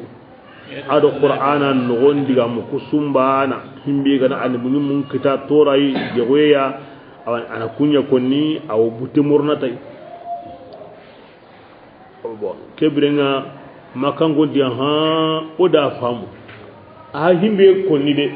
ana karna ku ya ma Allah fi owas ina kenya konni بسم الله إن الذين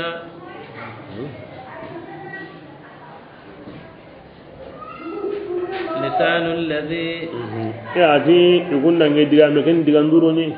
كي بس يمن سيقننا يلحدون إذا كورندني إليه كتا كينغا تكون الله فارن قرامني أعجمي كين بيدي عرب قنيو وهذا كي قرآنها لسان كين سيقنني عرب قنني عرب قننا قم بانغانتني دي كي بدا كيندا كوي حقرنga كوي نكين غاري كوغو هيمبي كوني عرب قنني anguni mi wato ke qur'an ni garab ke Allah kalle ga qur'an ga aram kan nyani adam bebe ga ni ga fi ghayatil bayan aw banga yen kampang o tangu makan koda qarti har suram tam ya kondo o ti qarti suran sikiya kondo o ti sura bani a kondo o ti hari qarti aya bani a kondo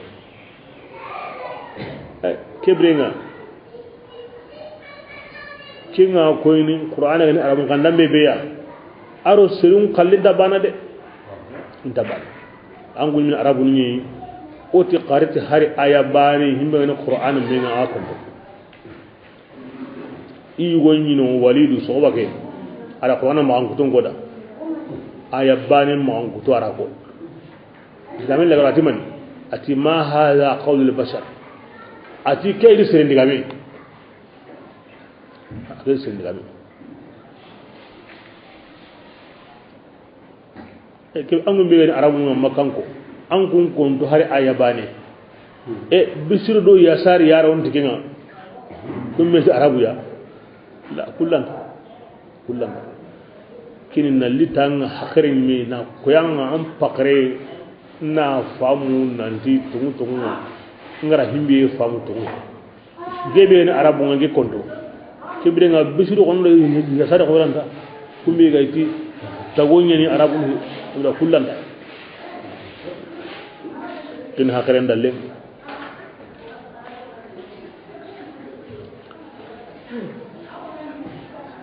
kusuro hille bisur kayme alla garu kinyi men islamiya ninde ken wala faran karamuni karlama nyelo nan kaleni wani anyal nan karlama kaleni do gen wa ko ni rar ndi to mu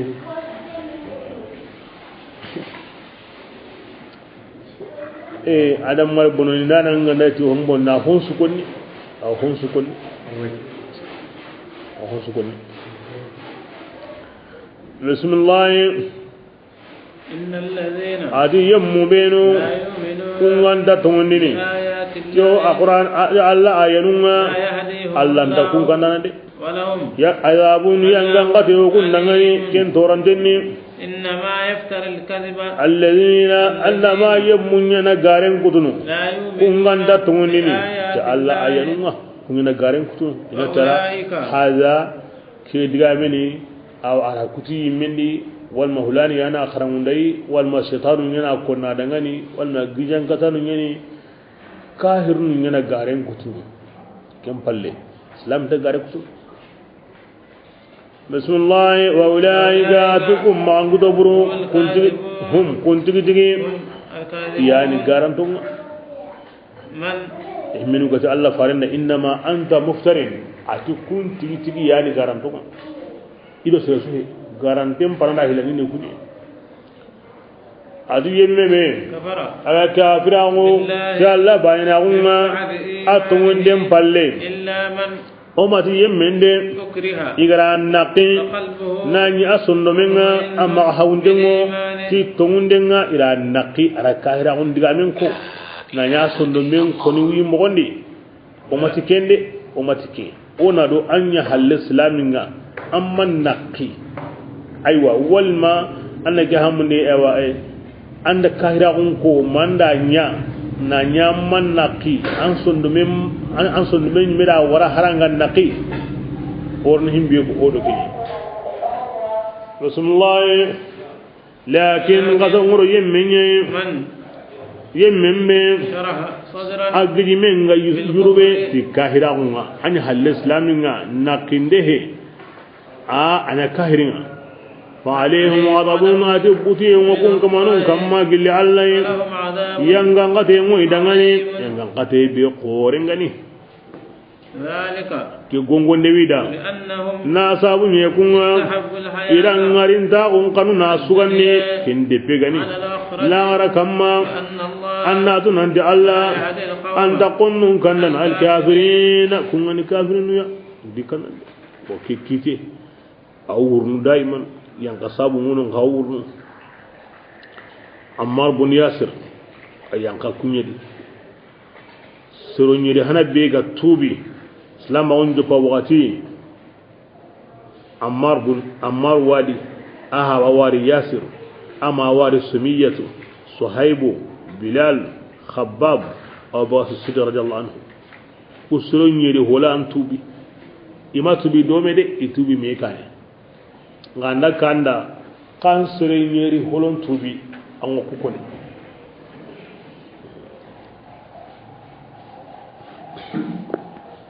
kani khadija ri samai on tarokinga odo silansiru kahirun ni riga ni honsu niya mani sabura ina sage baka salama on kama umaru ma aywa aga kinye kan banga kota be ami sago kiniya ila siti nyugo muhlido mena Abu Jahal ya kitra honi ara sampa ya ara gondi titamenga magawa kalli aqtala zawjaha Yasir akina ni Yasir ya Ammaru habara ken qakari ahuma awwal qatila so hilli holo be ga to islam undi ti dinanga kusro hillani Ammar aru Abu Ammar subhanallah anna Ammar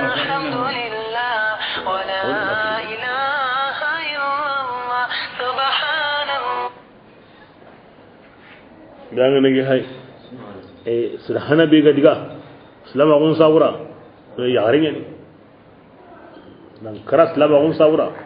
sirhana be ga nya li ya haringen amma lemme be ga to ganti Umar fa innahu a'tahum ba'd ma ken qonida aywa kahirun go amundana himbe koni Allah farenda ado Allah da arayu gon koni tinenenga lakin qalbu ga sondo men koni kemma dugo jikenga de akhbara an-nabiy ukhibra biram biya gari diga mu ko diga mu be galle kahirun da biram biya gari ko idiga ko Allah farinda ti Umar nya kahiringa Allah farenti kalla ati kemtanyana ngo Umar betu ahkanni ti tondenga na wutu ayyun kula nan diga waramma atallaha wa Umaru slama unyami atiendi ada horendi Allah farinda keko akiyandi ndanunda billi Umar gamari ata Umar wa huwa yabki wuce halle Umar haygar Allah faringa wunu Allah farinta ra ya Umar manna dan palle aju Allah fare bone dumbe nyawdin palle niltu minka wa dhakartu ati annaka anda hujugo kanda na hujugo kini an konnuma himbe sirega he qala kayfa Allah farinta da angara ko wakati kebe anyi me ma an son dume khamo qala mutma'inna aja Allah fare atinge son dume ma hawde mo to wonde ngade ala nabiyyu kebe Allah farinya ay mi wa ya ganjindi sanabaka ya gandi awotina dangani Umar inda sage ti anna keme kinda iwanto kono akida amma Bilal ne kemo don an islam wa ngari huwa sabha as-sabha islam wa dina yuru bantingi la muriye ni sondo men me kemo munino wakati kebe ngana wakati ngono bale sondo men kalle ngono suhun kalle ngono annene kalle ngono indara ando sondo me asuhun naga na lando annene naga wasigi sondo men nan to sabatir kengane abani le torantano yana tanda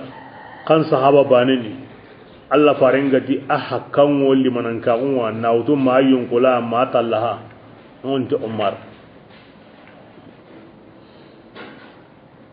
aw kuna ya ganin disa inda antir ni qaritan na kem wa an ngana to an ma ko yo kemen yana akuna qari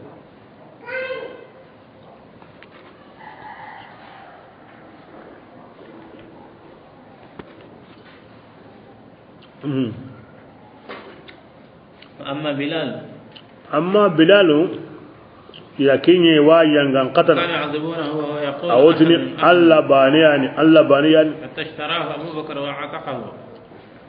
sayyidina radiyallahu anhu atambidina kidi muslim awtini ikidi duwari Makka wata yonu dangi kin ciga dumbe nga ido baka ndiga sengulen kama na yimben kumu atite ati ho on takalli mi ke qoron kato e ati gada hinga ya subhanallah sengulen na taw har kin bane wase wasingi na kama da giden ragi zumeni ku sabura ana tinta kama da dai akipen sitin demo ihilli atanum bili sitin demo kiyenga biramentai senkuletai ndo titen kama akoro nyaw bini magwakali Bilal ama bu idi yanganen kama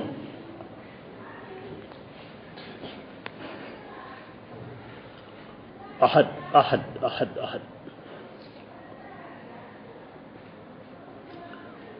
ke koni mo aram kanni ken bagien dal hare al wahid ahad aram kanni di bani nawon koni mo gondi ahimbe gan ken bagien da ken ahad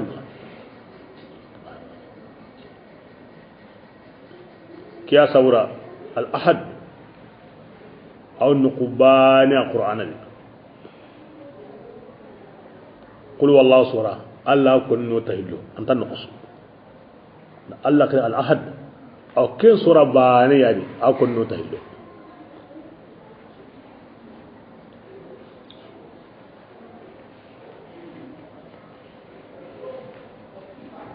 ken magri kem modi Allah ga kida Allah yanga wati kibe Abubakar raqubo na horo khabbab bin arfiqana awaqana aywa woyimben kumuna kadangani ko honda ayimben kalli maganda qoron katoy amma kebe abubakar ko ni ya Allah da ken tanga na sabunya kennin non kenga qablan sirinyani aw qablan kan kin wani فيما فعله عمار دليل kondari kata syariat dabari mo nga Umar gulle keni dallenga awa gemme sirenna kahira on diga min ko angana kanu karndenga abu kayari Allah farenta da inda kemenya amen ko ni an sondo me woni kengardi لكن القتل أجمل nga honum pilligandari wa kangam parambara ay annan sabari annan kara kinyam pasangda komi amada hawa khalle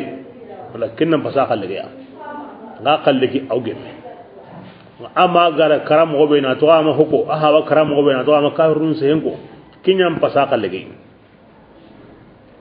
فيما روي أن مسيلمة basayu hay muslima aw garanta orege رجلين فقال على سوره لرغا تقول في محمد atibani na muhammadu nage magamo قال رسول الله ati muhammadu Allah faringi قال ما تقول فيا ati ngaga قال أنت أيضا ati anyi min faringi فقلاه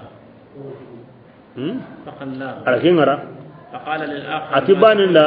muhammadu nage magamo قال رسول الله kendi Allah faringi ni قال ما تقول ati فيا ngaga قال أنا أصوم ati ngel lungunten ati makemo فعاد عليه ثلاثة ngeti yalli muhammadu na kamo ati faringi ati ngaga ati tarontadi matasiko فعاد جوابه فاقتله arakari وبلغ ذلك رسول الله صلى الله عليه وسلم kebaran ki Allah faringa tim muslima arakinya suruh liya فقال أما الأول Allah farinda jabun kin ati hana be gati ayo ay men haringe فقد أخذ nge kallem palle ati kenda Allah newndeliga أما الثاني ba Allah ti kemme ngana nyanga na kanu karndenga awu digananda anna kaman sakon ko annan kisi tinga hillandike himbe ga bara sakon ko ni mi ga wakalli وقد صدع بالحق ti kenda to mum bogo هنيئا له nyagali khore o kenda nan qusum awu gemanda angana kanu karndenga anna hoy wonya manna hoy wokko himbe ga dagge mi Allah njibasiya donc ka annan kara nan sabari nan kara kinyan pasanye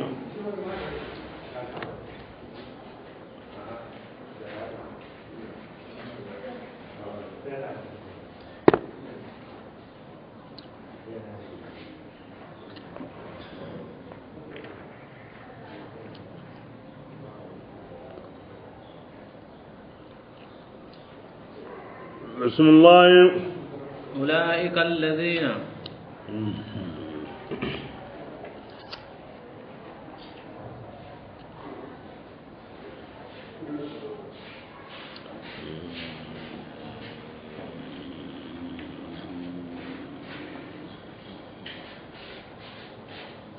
dukunyani yemwa طبع الله Allah ga begeni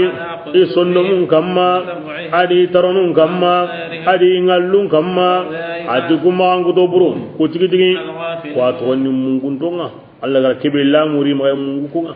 anyi me maro himbe ga ro ga ngutini mangande kembo kama jako yanga ange mungan taga kandenga de Allah ga tay aga dangana alaysu bi rabbikum qalu bala amungu fenga de himbe ga munamma amungu kenga kumi ganda simme taga yimenga anta Allah sogini anta Allah kudan bismillah atina am tonyani atiku yemmu la ilaha ramanga itigidigi ya kasarantenni anyi me maro himenu garo ga mangara kumbuga kama tungu la gara kun konu perdi koy ثم atikem balle anna to an kamanga الذين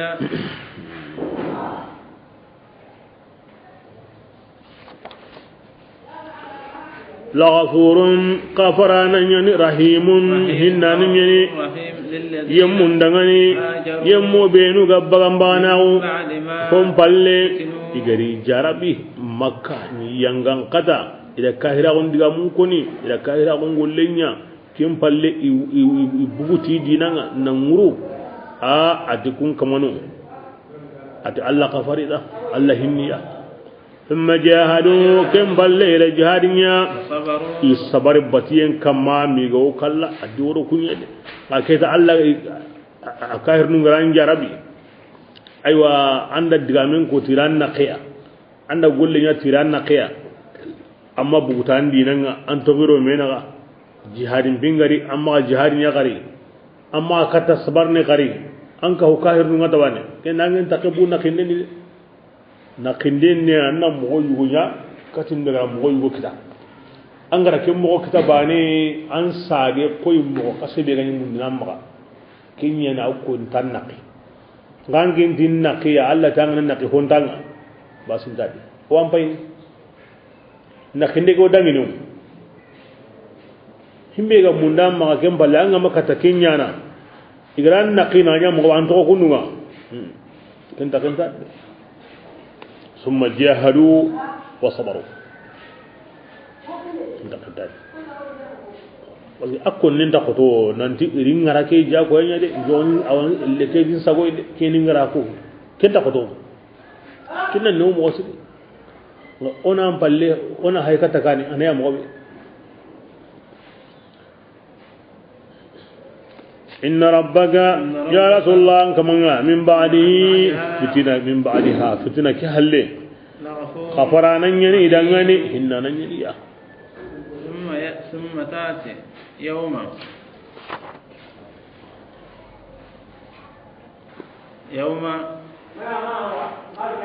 أي ينقى أياش بربيع يدي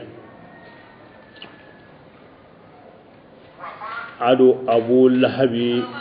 أيوة سجون مارم ما هم يلو منا أبو اللهب بانك أبو جهل هونو دي أي إن ماي مي ado jandali ibn sahli ibn amr ado walid ibn maghira salmata ibn hisham abdullah ibn asadi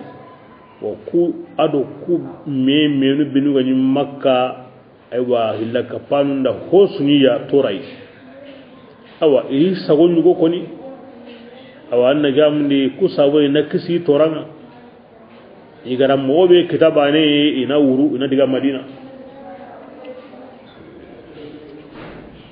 sirdantan ora khirsiya khalluguna bujandali brake bi Allah rabba ma nahu awan koni himinu ga manya ni begu aywa anna jamuni agara himbe ko luzura nga tiganta kenni ati Allah di here nganda serwe maka ati here ni ge maka de na burengi maka awi kinina har no ko himbe ga fi madina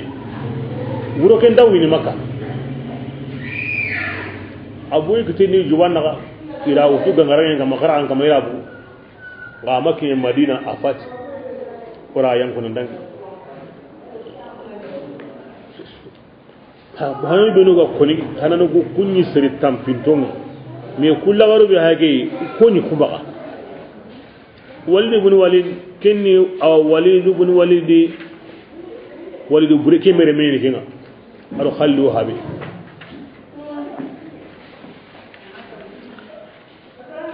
aw gilli akaba dun kanwa iwoti ne kasan wajen arkille mata wari yime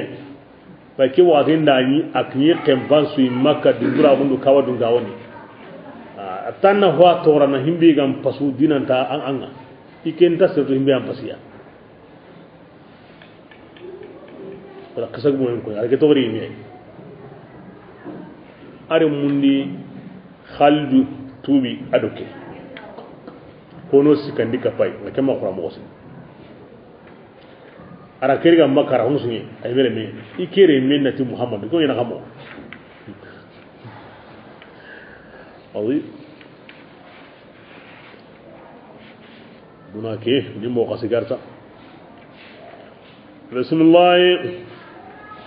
yawma allah koni mo woni wodi qur'ana ndike uslubu an tagaba asabunya kuda ila gullu qotinya mo wasri inna rabbaka lil ladina hajaru min ba'di ma futinu thumma jahadu wa sabaru inna rabbaka min ba'daha ke kun mo la ghafurur rahim bismillah ya rasulullah yanginna ko tan simma nyongi be su garini nyonki ke ana hujjan di bakido ma ken ko tan simma la ngara ko ta kinni ko dai besu worni besu tin nyimme am pam min taw tanay de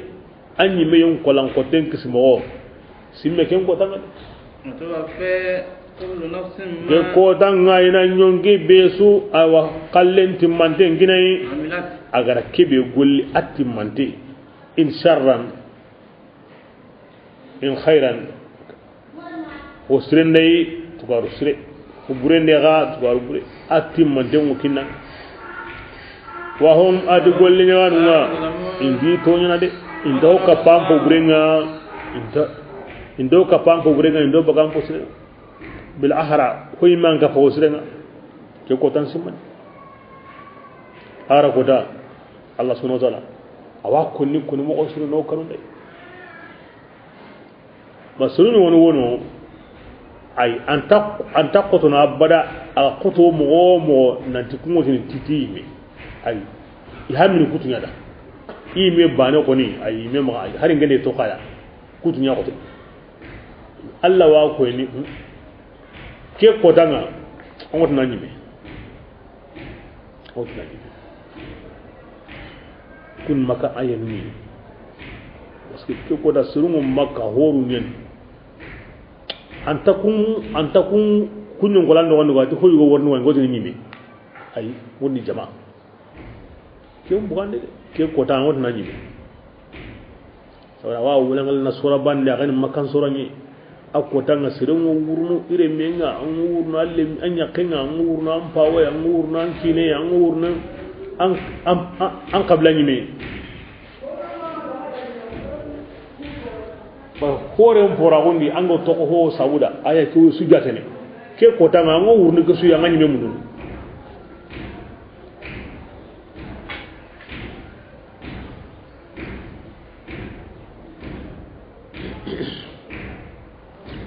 lahara goda me mundi e munyana nanyi me mundu ma hatendo nyonki nyime be suwa munda nan tlana bane liga na bane to ande gena kan bangade anga buru ke tanda ndu kita ay Allah goda haten mutune geda Allah hatendo nyonki iso bani ngamunda ina bani njoro igo tana mobe odu gena kan bangade nyonki ngoti nin kama ki tentinge maga tantim maga yagentim maga kebirenga hateke ya kallen qotondi ya nan qatendi de haten ngoti nin kama anda ngene haten gonay ngenyo komi solle jongindenya landa horigana landa terene la ho walli ndaho muku kenyonki ya linna lingedi nga kata sehene aya badere nga kata ngarnini ayani nga kata terene ayani nga kata rigandi nga ayani kebya nyongi nyari gandi ngewara algana ka bangade sireni me haden no nyongi nga wa munana mbari meya ina ka bangade lagara kota kisuko ni mena annan kanu lagara kota ngure aw koto nan ginya koto ya mani men nyongindo hate bane suwa munda imbari bane nga kinde Allah wotu ni dangani basindadi qara hay kundu hinkinde do murugunde igaro na gondi wandi na gonyeni itire mungadi aywa hinkinde ngoni yagentai awa murugunde ngahana akella anta digana de aywa ne ga hinkinde mbay gara murugunde ngutu na wari kannenga awti diga doru anda diga awa hatana diga doru anda diga awa hatana diga doru anda diga awa hatana awa nago gumenga nari kemogodi awa anda kamundi awa ana korga na ko wara qala alayhim kebirenga hatende nyonkinti ani hilal gande qala alaykum jami'an awa kebirenga Allah wotina da kebirenga ana gasru awa hatende nyonki yanga ngati na gaswa kam kebira nyonki anga koy murugunte ana gamunde awa hate awa murugunte nyonki kebira anga ko man na gamunde awa hinginde anga ne kewutu kinda awa so man ken إذا علمت ذلك تعلم أن هذا الوعيد خاصا بالكافر كبرنا أننا كتو أننا تدك يقومون قتة akere kahirini وأما المؤمن فهو في أمن amma mu'minan koni lagara kota atengo dinga gondi aha basa kon dengo nanti kanu yo kote nda mu'minun kanu lagara kota كان يحفظ الله haranda ni lagara kota be so kanna Allah kallan ka onda gidunga لأن الله تعالى lagara kota Allah unyana mugodi kallan ka kuma Allah dangani abangine ko munda ti kallan ka kunye yi ko mun kama be so kanna islamin tana يخافون من العذاب akair nun kanna maniya yangan kataye akawo ikitanaga والمسلمون يخافون من islamin kanna Allah gidunye Allah be gan kallan munta ga i hakre ta gundenni nanti ikunu tongni yemunyi to mo wadi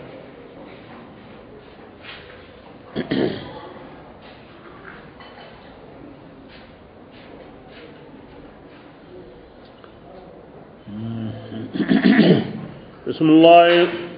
وضرب الله تعالى بانغني مثلا تاليا قرية adi debe yani كانت debe ke ko danga awa ayake yanka kodi makka do makanko nga ayanga ne yanka sabun bane hede aw logonu amen su ko manten ati debe nyugo ma debe to ko de ti debe ke duntenga onguno aha in takene meya ba min takina no idoron da ko be suma mutma'inna debe ke ma hawuntenni ne gamu illa hingo himbe ya alla wakiniya to warjare ngorniya ayurbantenni abakar no kunsu ko mantenga nga ke debe a haiga fusrin Allah Allah dangenni magabeya neman yugoni maniya awa adundinga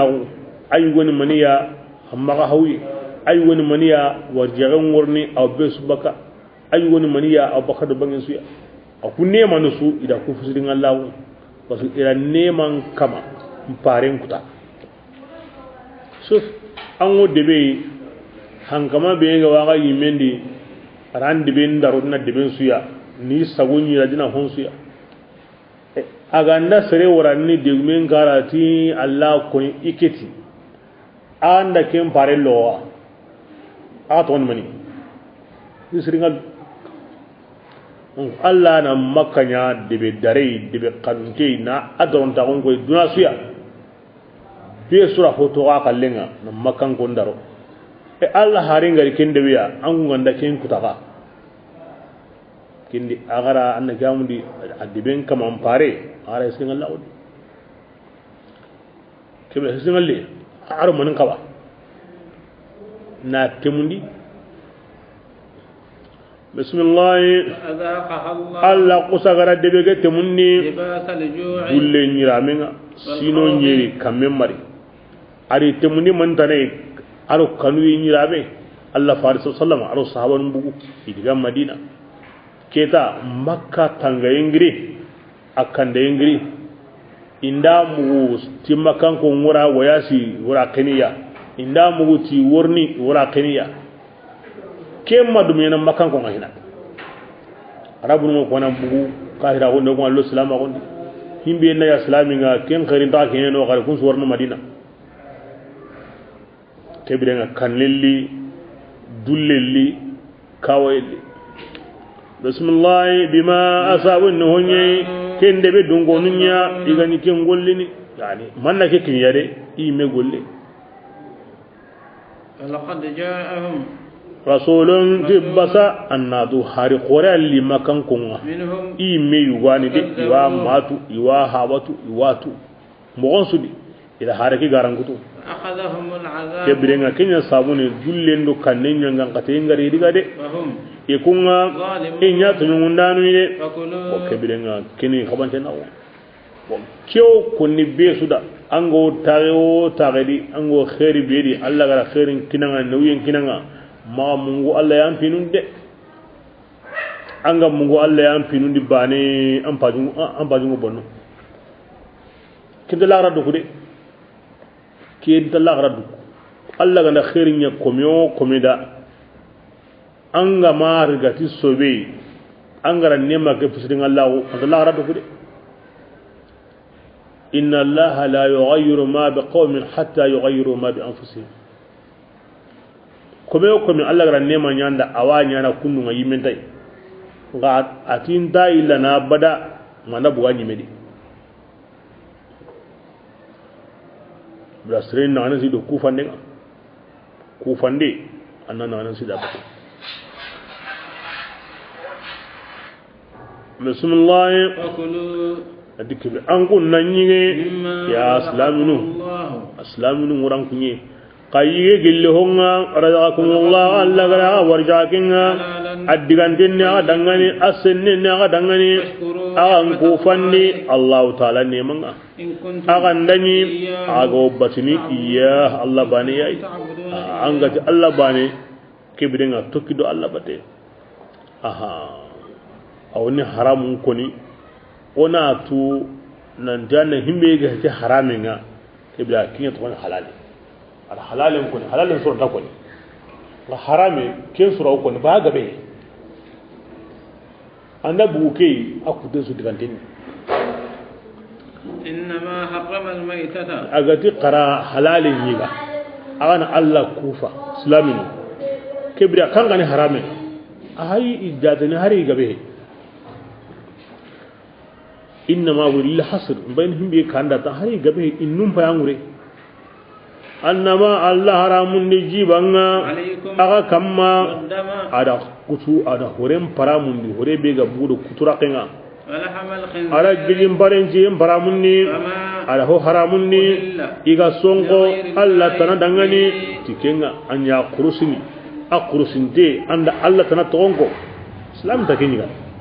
islam nga nanya kanya kahiriya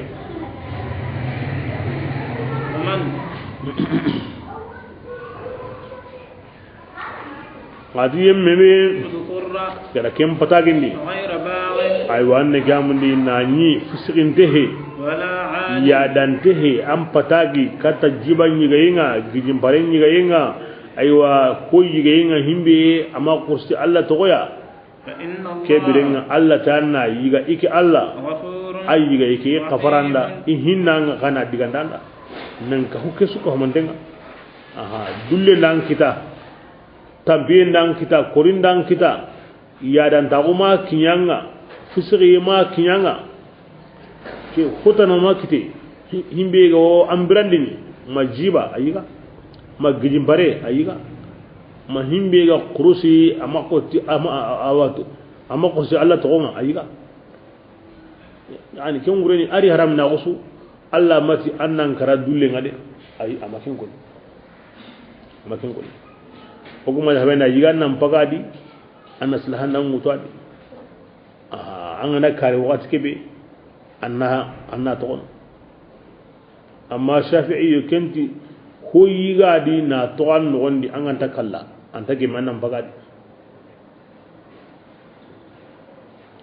inda meni keni jibanga keni gijim parenga nan ko jiba nyika an ma kana torang ona kana toranga o suwandingan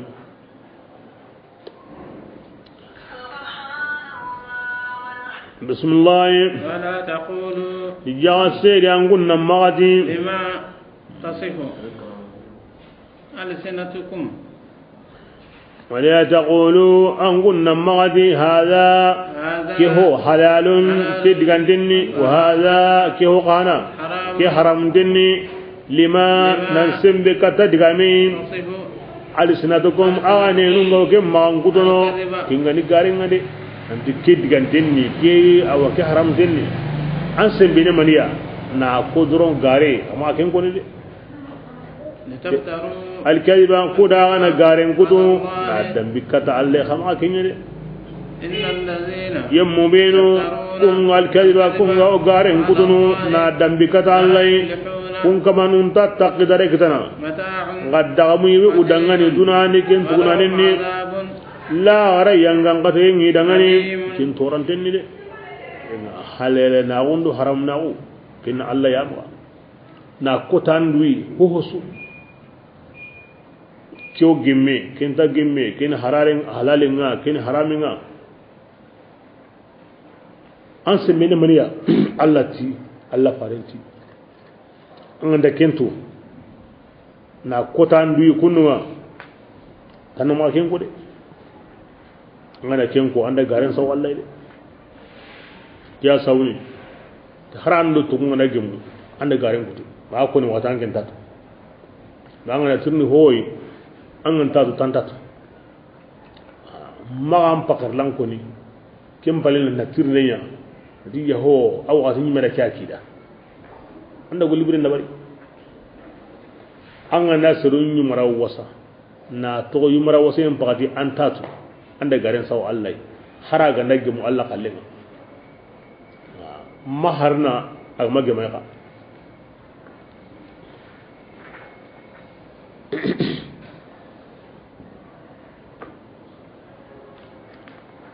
bismillah وعلى الذين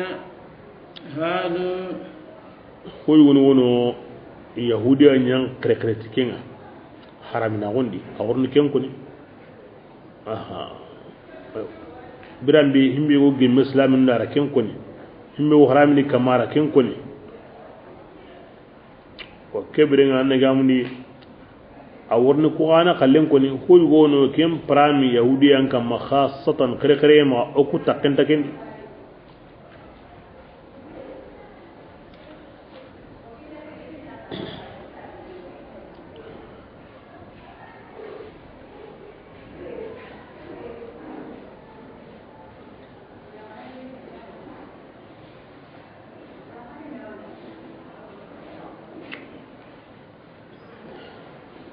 وحرمنا ما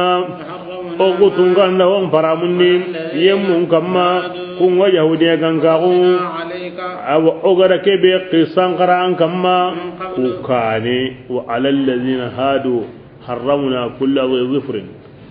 ولكن قرآن دانجي أتي كن آية دي الله فاري من go kendi ora kum faramul yahudiyan kama krekhrem wa ma ظلمناهم omi tonya de ogat ora kem nya ibana kallenga nanti kenta kutunga ma omi tonya de ngasa kanu yahudiyan nyanya e woto nyamunni iduya ila kutai nuwa dabari imega ngawana kebenya alla kharal liken sagi kama na halale nyugunum paramundia kem balle ya rasulullah an kamanga kafara nan yani awahinna nan yani yemmun dangani igara hillaka pengolli isammenga kem balle isage kata salama unga awa hillaka peke halle kebirenga iga tubi ke tubi ra gollen suronni an kamanga samunta gondo tu min baadiha samunta gondo tubi em balle kafara nan yani dangani aro hinna nan yani ke akon tudiyam kon mo hilandi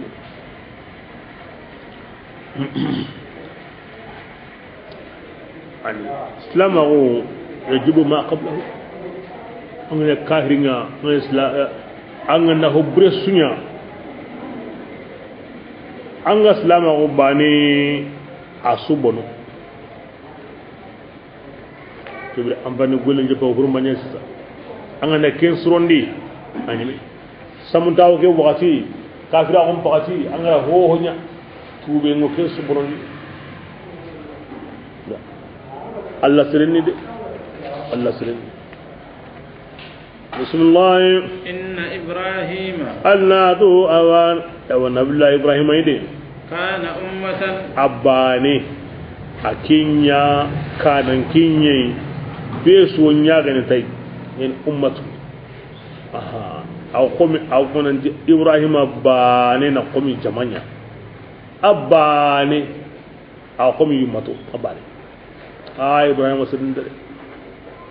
asli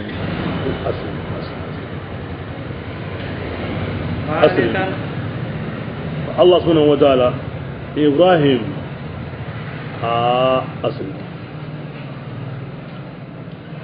ke sabura bes ibrahim yahudiyan di ibrahim nasaran di ibrahim islam di ibrahim illa gapanun di ibrahim parce que besu du damirikatay besu kana ummatan bes di gak lingama tuntendo garanti na suwan ndako وليس على الله بمستنكر أن يجمع العالم في واحد أن تقطع الله مغا بسنج مباني أن تقطع مغا أن أم أخين ينقطع أن تقطع الله مغا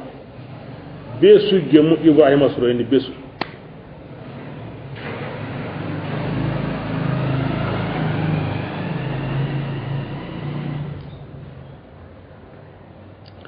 ku ayanu Allah hayrni magutu tamiya ko Ibrahim da anyi kundu abbanin banin ngana wari kome suda suwan hana suwan surun ani ken tamwa jati gere dikana abanin ummatan abanin kanan ke be suwo idu dambini katai qanitan anya batane alla dangani anyenge baka dina buren su ka wande ma wa Ibrahim manya illa kapane Ibrahim nya kufandane alla ne manunda Ibrahim kamanda suganni akamanda kanda kata filleya kentele mundenni oda Ibrahim ku dunadi sigandem posrenga Ibrahim ga ala garamanga au kaballa ko musrunga kamu akhina kan sere ganda ke bane kita wanduna surno awalla ga rasul Allah ga tikko me ko mena kulan nimba tanan anyime kulani bugu dina burundi anyime kulani di la kapane anyime Allah me ngadi kulani ninge ko me yawin kufana ken ko me anyime an biso asire agatinda kulani sugandi anyime nda hulani kanda katin kille sirenga anyime nda hulani ku dunaru lagara anyime aya tamwa jati anyi kundu ngera kinya nda kinya da Ibrahim Allah faram palle Allah kum khurun wal bismillah thumma adkem palle ora farina gunya katanga summa kin mani anya hallina ki kanda adu ora kisukin Ibrahim ay kin su hallani ora wahay ne katange mawlaminiya an odku yani mawlamin angin nambati Ibrahim dinanga hanifan aha hilla gapanun di anoku kallinya di atilla Ibrahim milentengo baka yahudiya ummaga aw milentengo baka nasara ummaga wa manya hilla kapana kai kebre angumpo hohe ogati an tokkire Ibrahim dinanga yahudiya umpe nasara umpe hilla kapempe Allah banina wondina odo kinyi alkina dinanga kebe tokki da bate annanya kanangeya tokki da bate annagamune anna Allah neman kufa tokki da bate kiya sawun Allah fadenga haso besu ko mande bida ke be agara fawun la te doro at Allah farna at faqtati bihim tinyagatiya agar Ibrahim qallan jati yere ati kembirenga summa awhayna ilayk ittabi' mil hakka ora kisunya daga be otanda anke ngabanna kisunya serebe Ibrahim qallan sunyana aw be su qallan yana kenga manganan pasaga suide kiyani Allah fa sallama am pasu taga honsuya to Allah ga ni ko masurun jate on Allah bare kebirenga amba nyana kisu kallenya serebani bega kata beso sirenya na kenk banam pasaga suya sallallahu alaihi wa sallam bismillah annama ida sibitin kota ndarondenya wajibi yemmunya kama igaran me sori ay wa adide alibini min baba kinni ko yahudiya ati an kama ya rasulullah awo kitini kumme so anu daga ni sigen ko tanga honni iganya harun so gani kenni yahudiya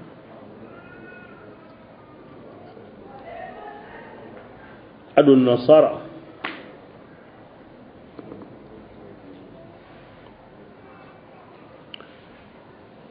adu kintana yahudiya nun nitini ti sibitin kota na ken daro ken ni ibrahima sharia nasara nun mutini anna jamu niti alhadin kota tina ken daro ken ni allah sharia ayti ay anta ken mo godi de an ko ngona hinnu wala ya ko anta ken mo godi aghara almunyum yasuri ala alladhina ikhtalafu fihi aghara hukunta yasuri aghara sagonya ko kinya sabuni mi hinga bona ma Allah subhanahu wa ta'ala ara juman yakini musai juman kota indura ko kenda ngani na Allah batu imeti aiti kunna sibiti ne ba ti sibitin kota to Allah ma golli ken kota taga nen joppe alhadi juman ne leyani me kebira ti kunna kenye aywa ida anami men soki Allah ti bas ndari kunna kengutu himbe ga kanna angaran sabo mutu ngatu kenni ando usulen soki de kem pare nabillahi isari Allah juman yakina gaya ti impese kendi Allah batuyenga ina kenya koyin sallenga aw nasara ngati okuna alhadi nyi unta juman alhadi nyani awa e koyin kota hananga kebira oken mutu ila Allah sori ila ananyumen sori ila torima kian kabana nyaka braga be higu men ngari gara juman kini kenga anyime asurun to koda halle wara holliga Allah ri farenga himbe kinoyi elli fa marhaban bihi himbe gam pasu bo kenni i khalle ko khalle ndadi ebrenga islam nun jum jumanga ti Allah ma hawini an kama na yakundu ko sire an kama na ngemo sire bala juma yankini suya donc islam nu koyendi ko tan ta koyendi islam nu ma himbi gam koto juma nga akko tan tar koy salle islam a woni hande juma ko tay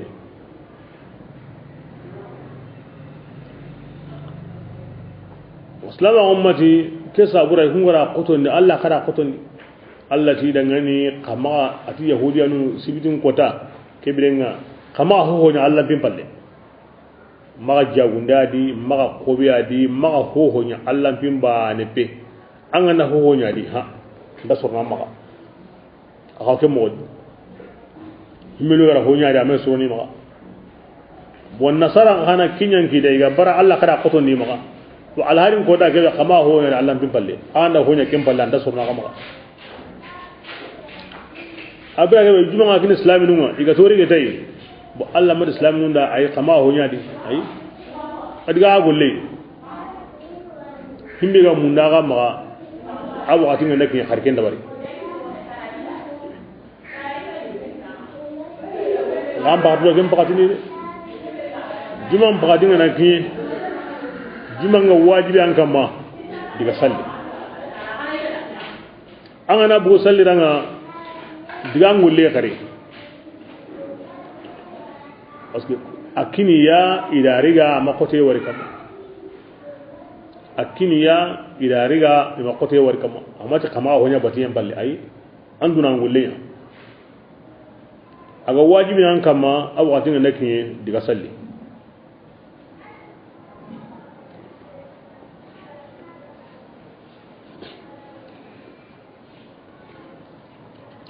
aketa koyendi ngintu mayam bugoni ne kota bane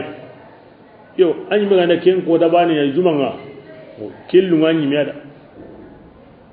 bal antano ti jumang kota nga islamin takbana ngolli na kinyan tuma kota nga wajibi nga ay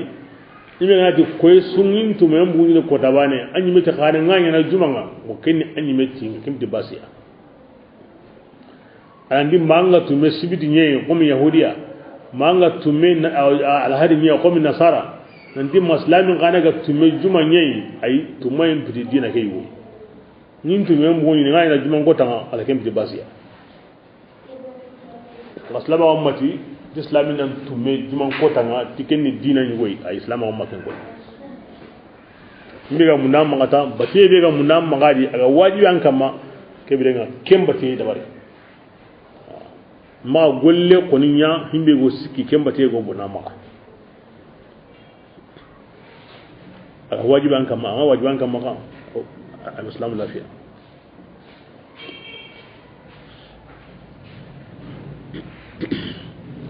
kebirenga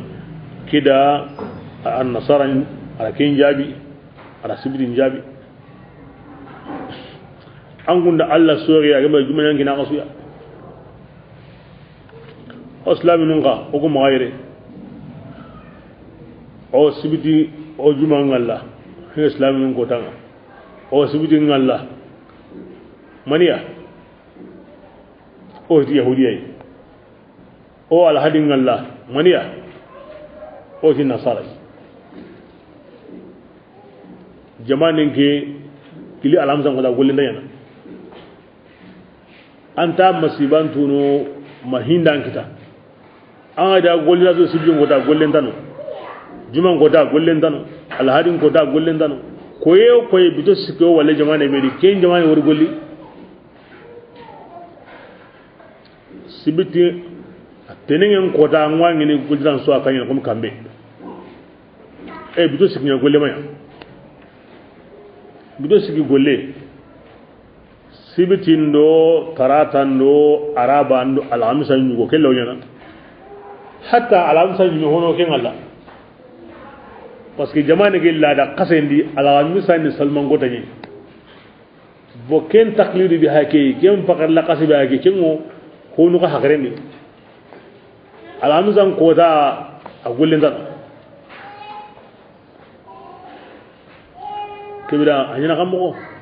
bidon nagatin dagol ni jamane bedi golo nyana kenni juman ni islam agon ko ta dare nga juma ma islam agon mar islam agol juman ko tan kan anga dimo tumene ko ni tumme mata na ma agol mo ko na sawa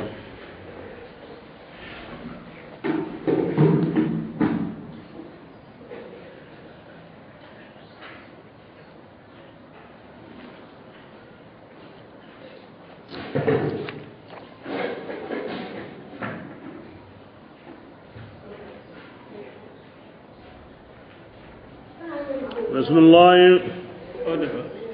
يا رسول الله يا انجن نصر مقرين قطان كمان دينان كلنا أني قرتي هنتوا عنا أرواجون دنا تمني واجون دسرنا أني فرعن لماو دي فرعن لماونا كم فرعن لماو بي أعم بسمونتا أهوسره أم أسره على وزن التبليغ التفضيل الأحسن فالأحسن هم بيجان سرونتا بقوله يا رسول الله يا كمانا أتيجي أياني توانعا تيهم يمنا كينغا سامو باكاي كيلنا أنكما أياني توانا تيجي يا تكاندي لغا يمونا واتو أنين قنان ولينا كيو سما أواتو كيو نارجا ما كنارجا أواتو لا كيو كوني كور الله فاري كيبي أكتونغا وسونغا نكيا دبري كمون كري كتا الله دينان Allah dinan kilena komek nyani ne ulalingin taunga bada ulalingin taunga ti qur'ani hikman pane man qur'ana kubale wajunde sire wala qur'ana wan gondi me ken ho qrente na kenko na kawno hollo gondem ko ni halle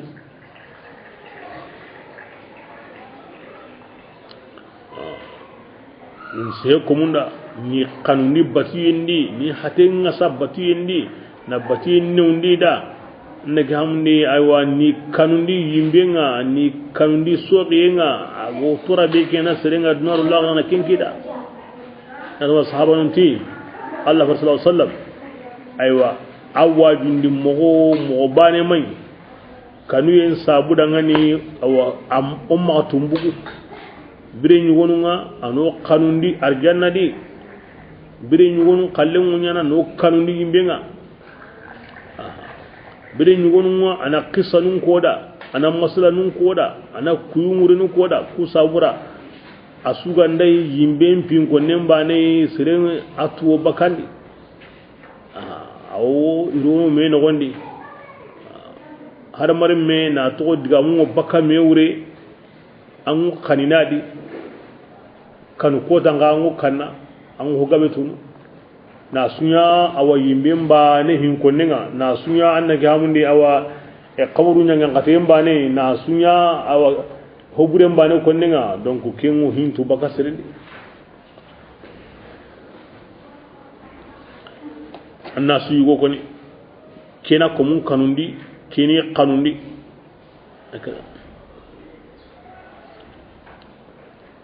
sehendi ko ni mo digamendi mo adi nahamo digamendi utumo digamendi waramo ana alla faran diga mun pay sahabanda wanga ne hutu awan karoni ho gabe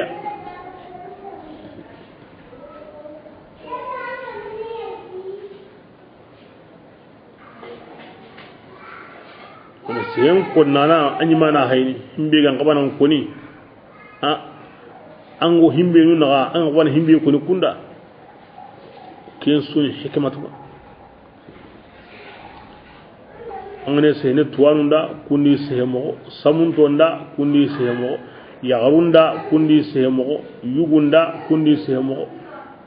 lemununda kundi sehemo krisunda kundi sehemo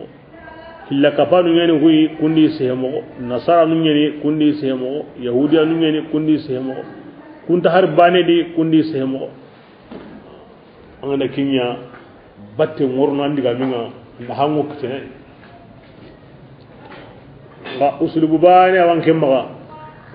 digan kon mo bane ya wamma anna kinya konni be suda an wani honu wono ken takban ko kunna de nganda kida ani korondina antiris na bada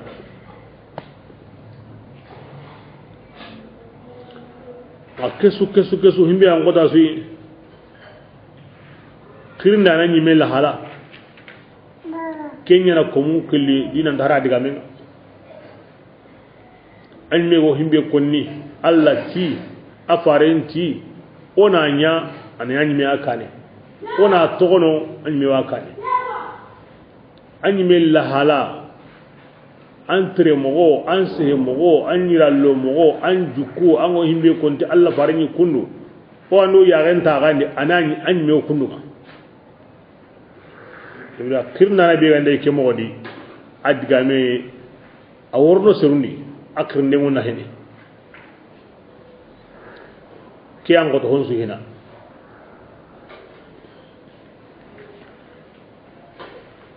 kel logoye ken bi disi zabane duna bada ke kaman gabe he kiya sawuna kirna nan gabe ni nga kirinda na be kirne ngo na hene Allah ken duna badai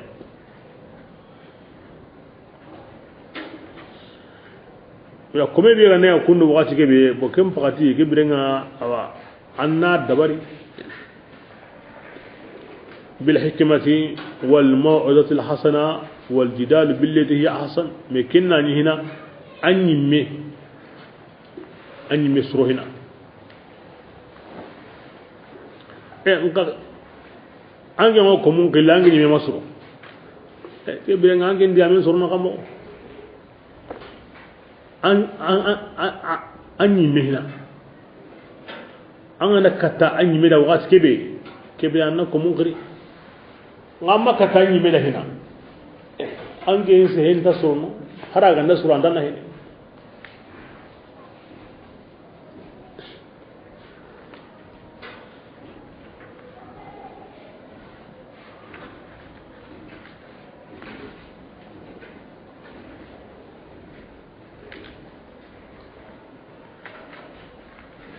بسم الله وإن عاقبتم يعني مراكبي الله فصلى الله غير إبراهيم مون كارا ما غتون تامي كبيرنا أوتي أنكن نكيم باتو ممكن دعي حاليا أتانا سرور واجو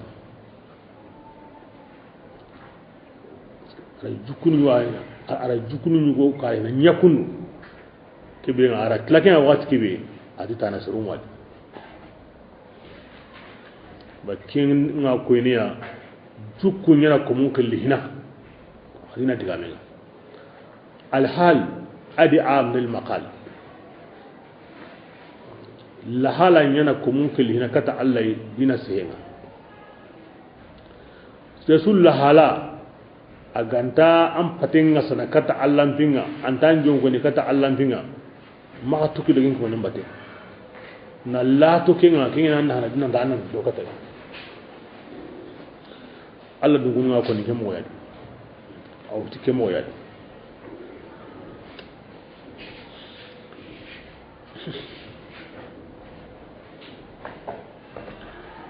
on qur'ana hayni dron na famu dron himu turangi lehe koy o turangi lehe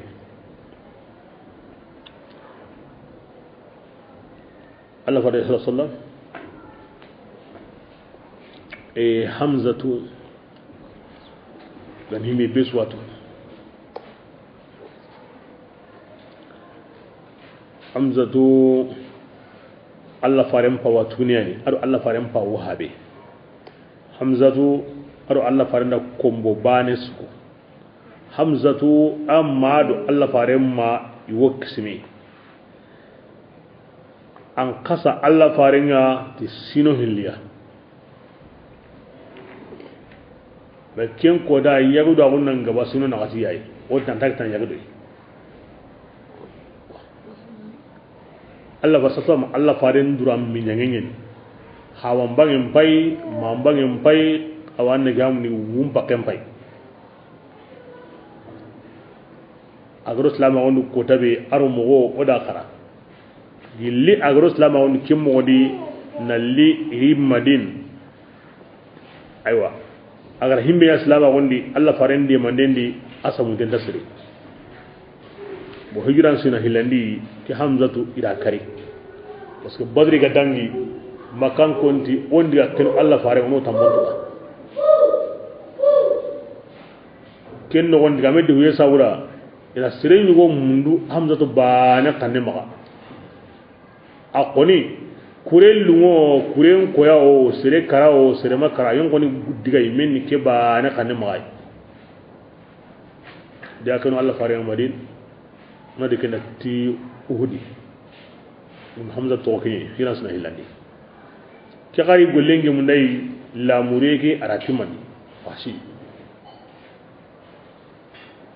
ngadi madin hamza go sakan kube ar uhudi surungo sakan kube widura wona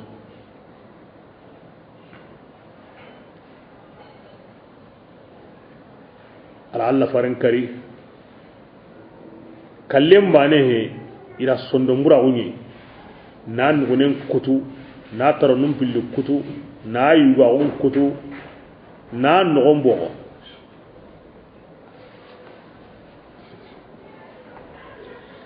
Allah farengara wari akuna atu wallahi mo kemmen tugana tanyere sire di makka yaga himbi nyanga ni nganya na tanyere sire akuna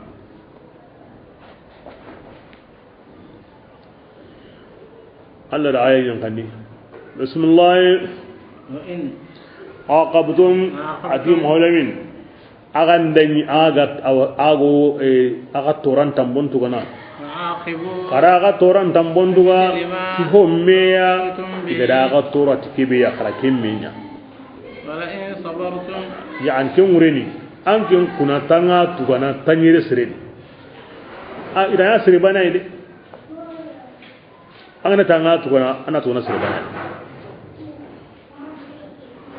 tora de gara akita an ga tanga tugana tuwa sire bana wallahi ganna sabari mega sabari yegene kenyam pasangunda awa sabaranunda kada ngana kinyi metono namma tu har sire bana ndi kenya sire Allah faren ka jukun maniya ajukun qur'an ya anganda surna halle tanyere sire ko kempeo atwa sire bana ndi anganda sabari kinyam pasu himbe gam pasu kana kenya na kendi kunege ga ara kunen ka farambuni ama tu har sire bana ndi akin jukun qur'ana yayi allati qamaha kunenya urdatan an tabarru ma kunenya randa suronta gon ma an kuna bati ay ko sire ngandai kafara mbuna no sire ke dabari alla gati ti annan sabar yasrini kendi kafara mbun annan sabar ara kenya dabari librenga alla farenga ya mo be ke birenga kyani kyan ko no suda sire garan tonya an anta surna halle aga himbe nyanga kemme ndigante nganda ngannan sabari kinyam pasude kinyam pasu bismillah wasbin ya rasulullah ngennan sabari an sabari manya baga ndati allah ma akmenye ولا تحزن عليهم كافر نكو كمل ننتي مanya islamiya ayi wokinyana maqasuno ya seran genna manya anga nyon kralli gede billi honga yamkuruna yokin dabar idabar buruku golli buruku ma nyon kralli maqasuno o antu gana wande maniya nakentu inna allah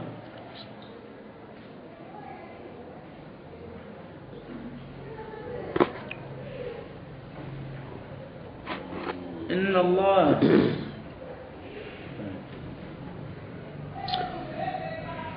الله تعالى مع الذين يعني وما صبرك إلا بالله يعني الله أنا الصبر إلا كتاندا أني من يوعوه صبري نهون قني نهون قنو يسكت سرين صندومي daga hoson do me ana Allah ma ana yi danan ku fam gobe gandal lumada Allah ganda sabare en taga sedebe sonno mendi ken kuma wo sabar aga ma taga sonno mendi aranta sabar nanta arno ko sabaranu sabari ajma'ul akhlaq ana jugu suka fami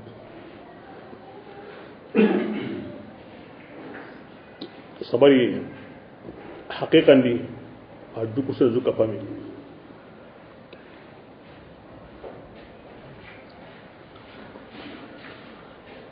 bismillah inna allah anna du allah ta'ala aw kapayem munye kunga idu moto kahira kunga idu moto allah kutayinga allah kapakunga ka humbo khrente والذين أوكبوا يوم غيم كن يمو نسرون دين داني باتين دي وسرون دين سمارين دي كهم وخير كرنته دي مم وخير كرنته الله كفاب بسودة غاكو قلني إدرام موياي أو دي منا ني يدا ني إحاجون سرو نندوني إدا ikarante adi ngarinte asumbar alla ganda dunge ikomenda a allan kanen sabura imegara himbe ne undada asro ninden sabura imegara himbe ne undada aga dunge kome ke maga harangen dunge wo dumene abadan ngarinta ungallato mo kenta nyamana kallenga ndanya kenta kutubi kebrenga gilli yirani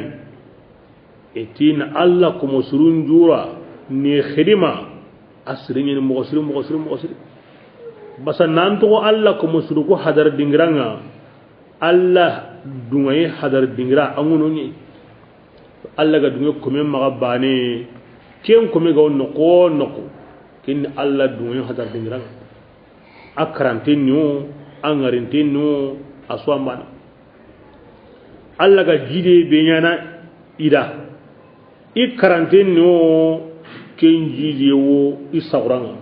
ingarinteni o ken kuyedo ken jide awi tawranga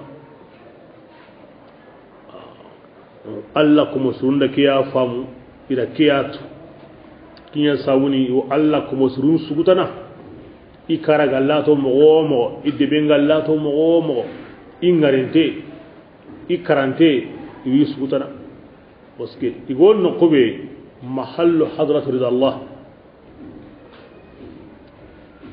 alla dungayenga wonno kobe kebdi no kunne de wonno kunne de alla dungayenga wonno kobe ken no gore de ken sawon alla ko musrungo no kobe ante hullanta andi de angana milti bane ngeno am pasangara ngunya no koyo ken no ko milti bane am pasangara ngunya no koyo himbe gati no meya no kunna pasumi wa no kunun ta ganna pasumi alla ga dunyo ko men maga bane angarinte ada karante agon no ko be kin alla dunyo dingiraje kian fami alla ko mum maga igo alla ko mosurun sugutana i karante adi ngarinte intari badu tini kamanene la o su kamanyan dunye maga ke sabura akotanga ni ko ni bane iki alla wa konni angari ko ni bane iki alla ralli ga tani ga jalle ma sama ko ni be sura boy ken ko ni koda alla kan angari ko ni bane parce que iki alla dumida to da annatu anni ki alla andi ga ja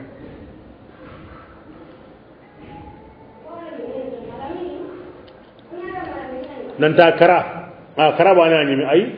Allah dugene serenda gabo an karante na ambrande nanti awa kumba kame sika konin dadi an garinte na hanna kora dina karante ga kalinda na hamba kadi allo na hamba kadi ay haka na dugene hinga haran sibe ga ndarama an sinu na karamu khiren digi sel ngan sibe ga ndarama besu garanto aka manda karamu kumin gutun haradi we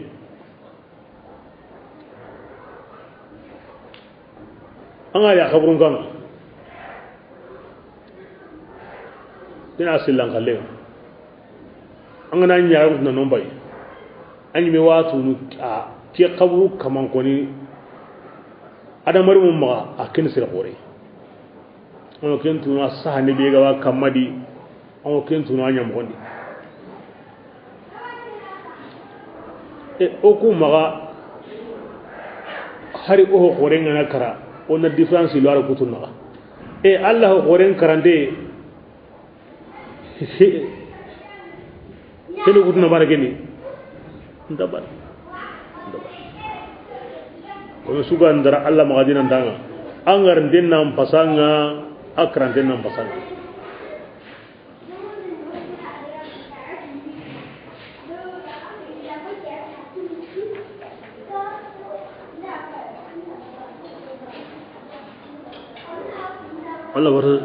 wala fare ako ni diga mun godi ti adamare min na kara agollen su kudi maganta golluski awa konni ayu woni maniya tuwaube angara ken tori halle alla kum wonna henetay awa konni awa agana kai agara lemme to lensre awo duwawu nyana ti arna hinen ken saranu awa konnani mada sadaqa to sadaqa be go wurnu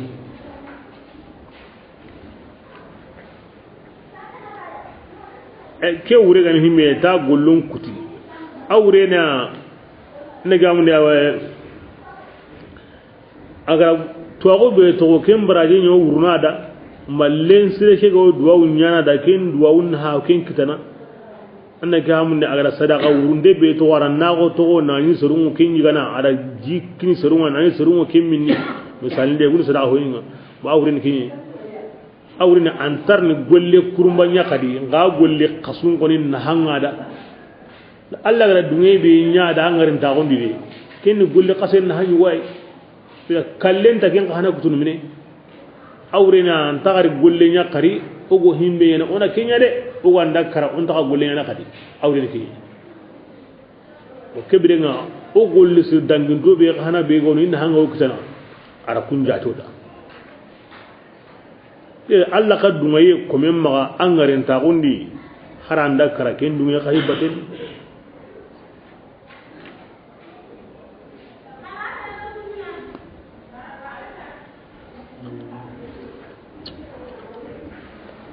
kiya sabuni alla ko musre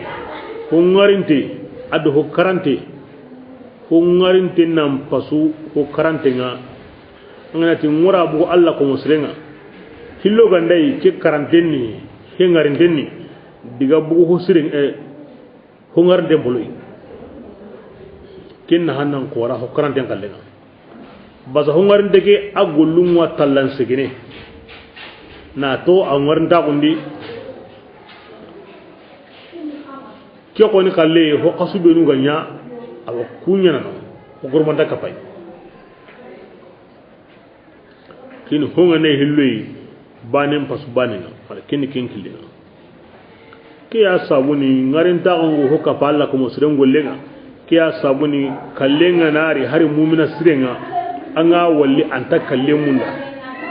parce que man sabuda akenga walliya ina Allah khidimande nyari ingarin ta ko kina Allah khidimande nyari Allah ko musum pakarlandi Allah khidimande nyam fasu hosu ko mande ko ngana karabane ke mi nga kenyime o kiya sawuri do tabu den kara duna kanwi tanahi nin to ere ngban Allah sagonya nya e ngana bu gere kenyime na komen ka to ko ikaman sagonya na kin ha ko en mo maguni sobon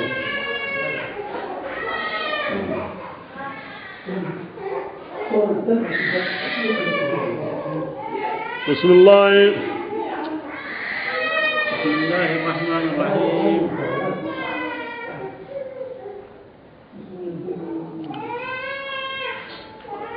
subhanalladzi di surat al-isra makan suranyen نعم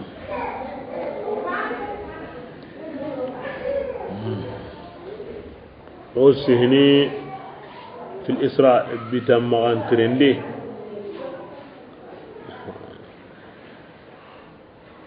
الله سبحانه وتعالى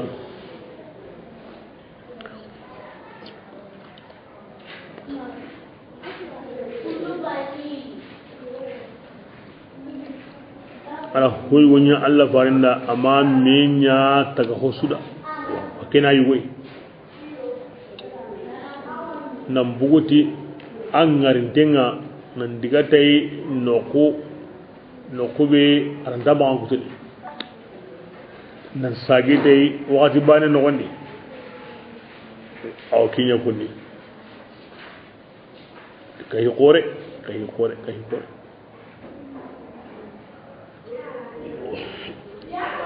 Allah wara Allah sallam ke wakati lani kota ni maka mu'sir kota qore maka ko sabuda na butemura kebrenga nadi dun kono na koyi nanti Allah lahingiya kayrun wa konni mobe nan tanta kem wodi Allah kusagara kinyada bani aw kananu fuyendi aw deman den korindi makka nur sama diga taifa aw haju masro sore ko ka ko ata hadin sore ni hoy gari de ta da kem baadi aw billi Allah mo nda deman nda surun tawnga ala ke khair khorin Allah farinda daiman Allah fare awa demandenti daiman awa akoyni nanti illa hingay iwa munda iwa kanunu iwa daruno ande aga mogoli aw mogoli go koyni himbe ga koyni nanti i demande be ga katay i kanu be go katay ken koriyene muslim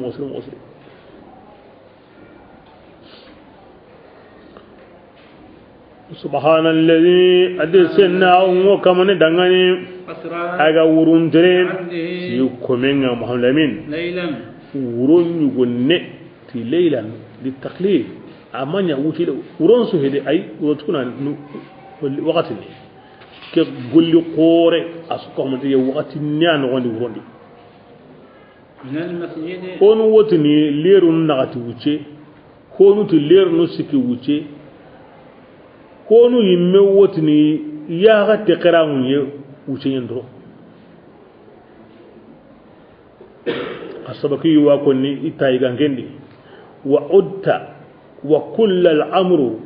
fi qadri lahzatin wa udta wa kull al-amru fi qadri lahzatin an diganan sage ke su ko mante anya yaren te kendan yen pakati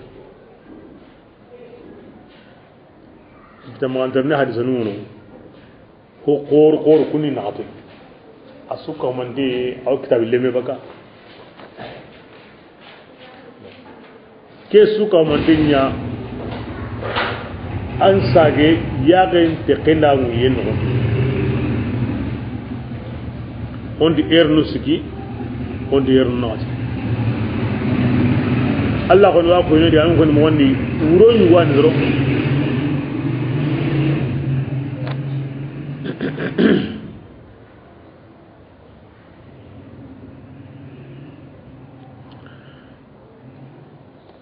بسم الله من المسجد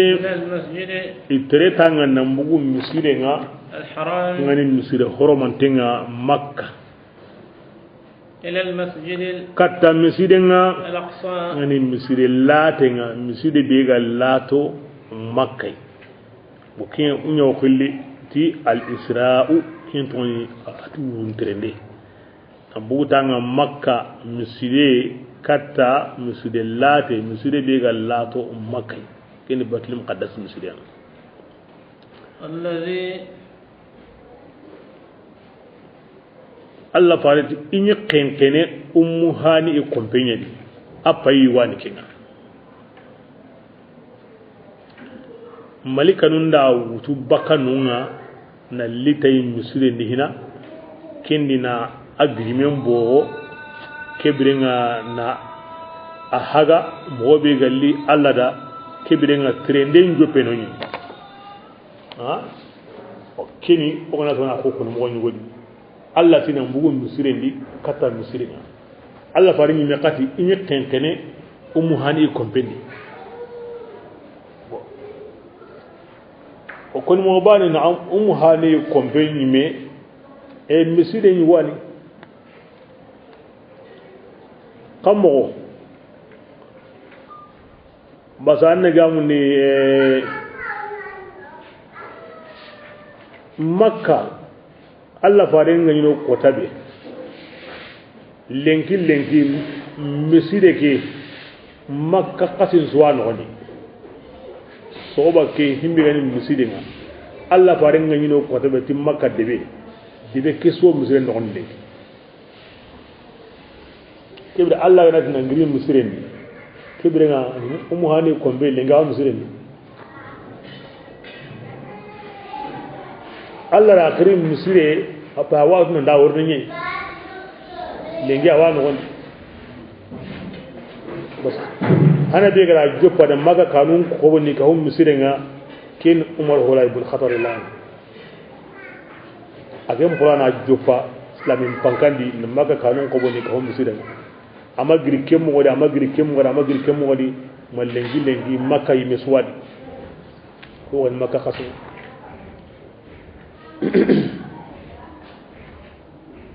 Allah ga tunan girin misiren ni ke bi ga girin misiren anya mo ko ndungu li ho ni misire lati ken batul muqaddas al-kaaba halle akinya ni awa illa ni be ga tare misire ada mari munda al-kaaba qasay titanga siniya arito arabu makka andiga tay no man sabuda kusawa na Allah fare na fasa on da bangadi ki farundo mena ana sallitiya almamiya ba ikunja karani no ngashabi mukebe go salni tanga ankara ngure ni kem mu ke am pasanga kem balle kan no on dungo nyan sallini ati mukunga ngai go killengi ni mukewe kem ngure ida ko tike nan pasiya ana tui be su kanana ma nanti ay me dungete ti Allah fare nan pasiya kem bal asini Allah da ana wutubaka alkaba nan diga tay kamuni nan diga tay doru yan wurani iso meyi no ibe kara gani kebe gani mukin ana sallitiya isure menyani isu kismare nyani isu qone nyani iya kara ni makin su ko mande ayan sallitiya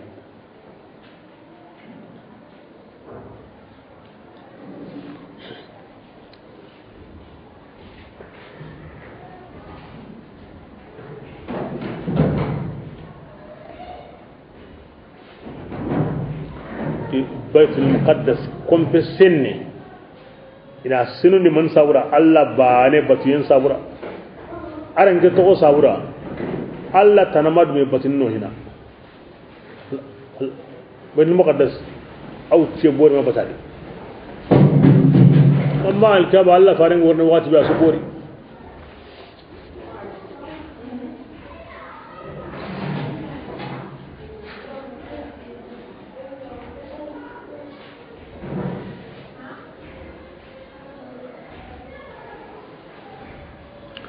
بسم الله الذي عدم مسجد الله كني مسجد ني اوغو تونغاندا خيري غبوندي اتتونغا دونان خيري او لاغران خيري ان نيوندو قيفار ان نينيا تاموي سيغون سوكا مونتين اتاتين كني لاغران خيري ادونان خيري نكو بركاندي نكو حرماندي يتري من غابيغونو ورا لاكين غابيغونو جين ورني وادسو بسم الله oda kinya Allah farinda ku sabu da okomeke ona ngarindi bilola ni yenka wa ola ni yenka hinuma Allah taala asigitigi ayani honsu mukananga ayani Allah nanga Allah faringar nika higabe de na wutu ummu hani kombenga nan diga no kube galli Allah ra kamundi nan sagerni ada kai hingabe ngarde ada kai hingabe ngani da kai andi mun benu wadda na wutu adamai katai araken suwari kamundo munyen naga kampati hanan no ado hillandin no ado sikandin naga wa hakaza arjanna wari na yimbe ngari na Allah yimme jati ngari kini ko ngabangan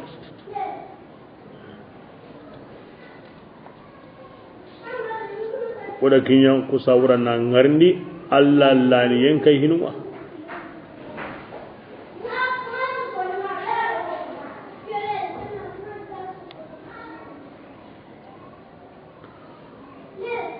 la ilaha illallah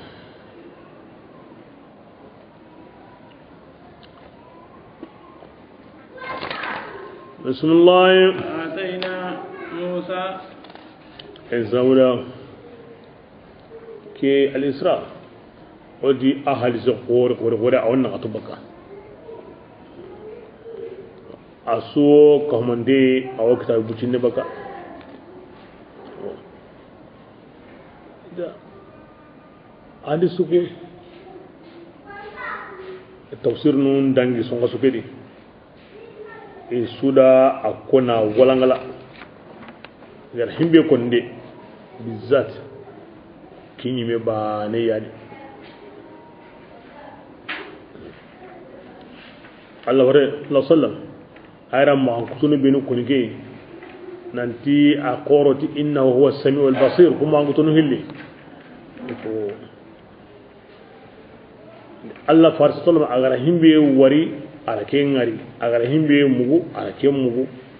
Allah ni hunsun Allah nan ngade yani hunsun mukana ngara huyo ko Allah farenga na mu ndu huyo himbe gani kai himpo horenga Allah fare أن اللهم ميلي أترم من قرنكتو ما زاغ البصر وما طغى كما قلنا الله صلى الله عليه وسلم akem maqaman ngurginta an kallangunta kaje nabillahi Musa kallenga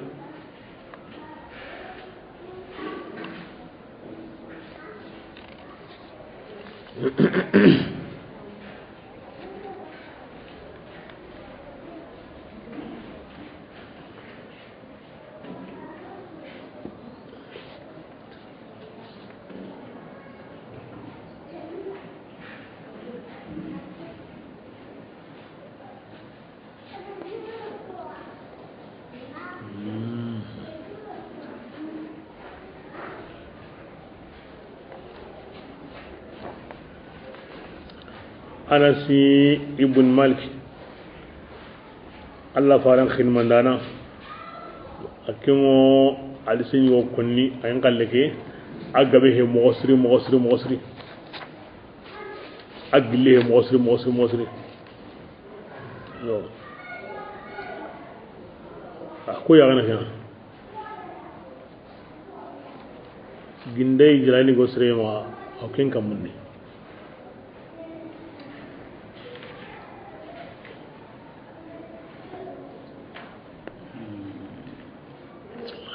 Nabi sallama ati ido burakun daban goyai akullenni aw haren kamman kanta bagalen kahana awa baka aw gilli ajawyenga ayagen kempanna tandunga atin sitai arin diga mo gaworni awa baitul muqaddas odo kamana Anasi ibn Maliki awa kallenya koni ka kento kabana wona honu kallen ko ando wondi na honu gonu nyatimande honne buraqo tan nagate wujunu buraqo wa Allah maka bane iwo arjanna wa anna wondi isu saundengo Allah farenya da tan nagate wujunu buraqo ya maka yugon bido yagaren pintano ndi yuwen yagaren ay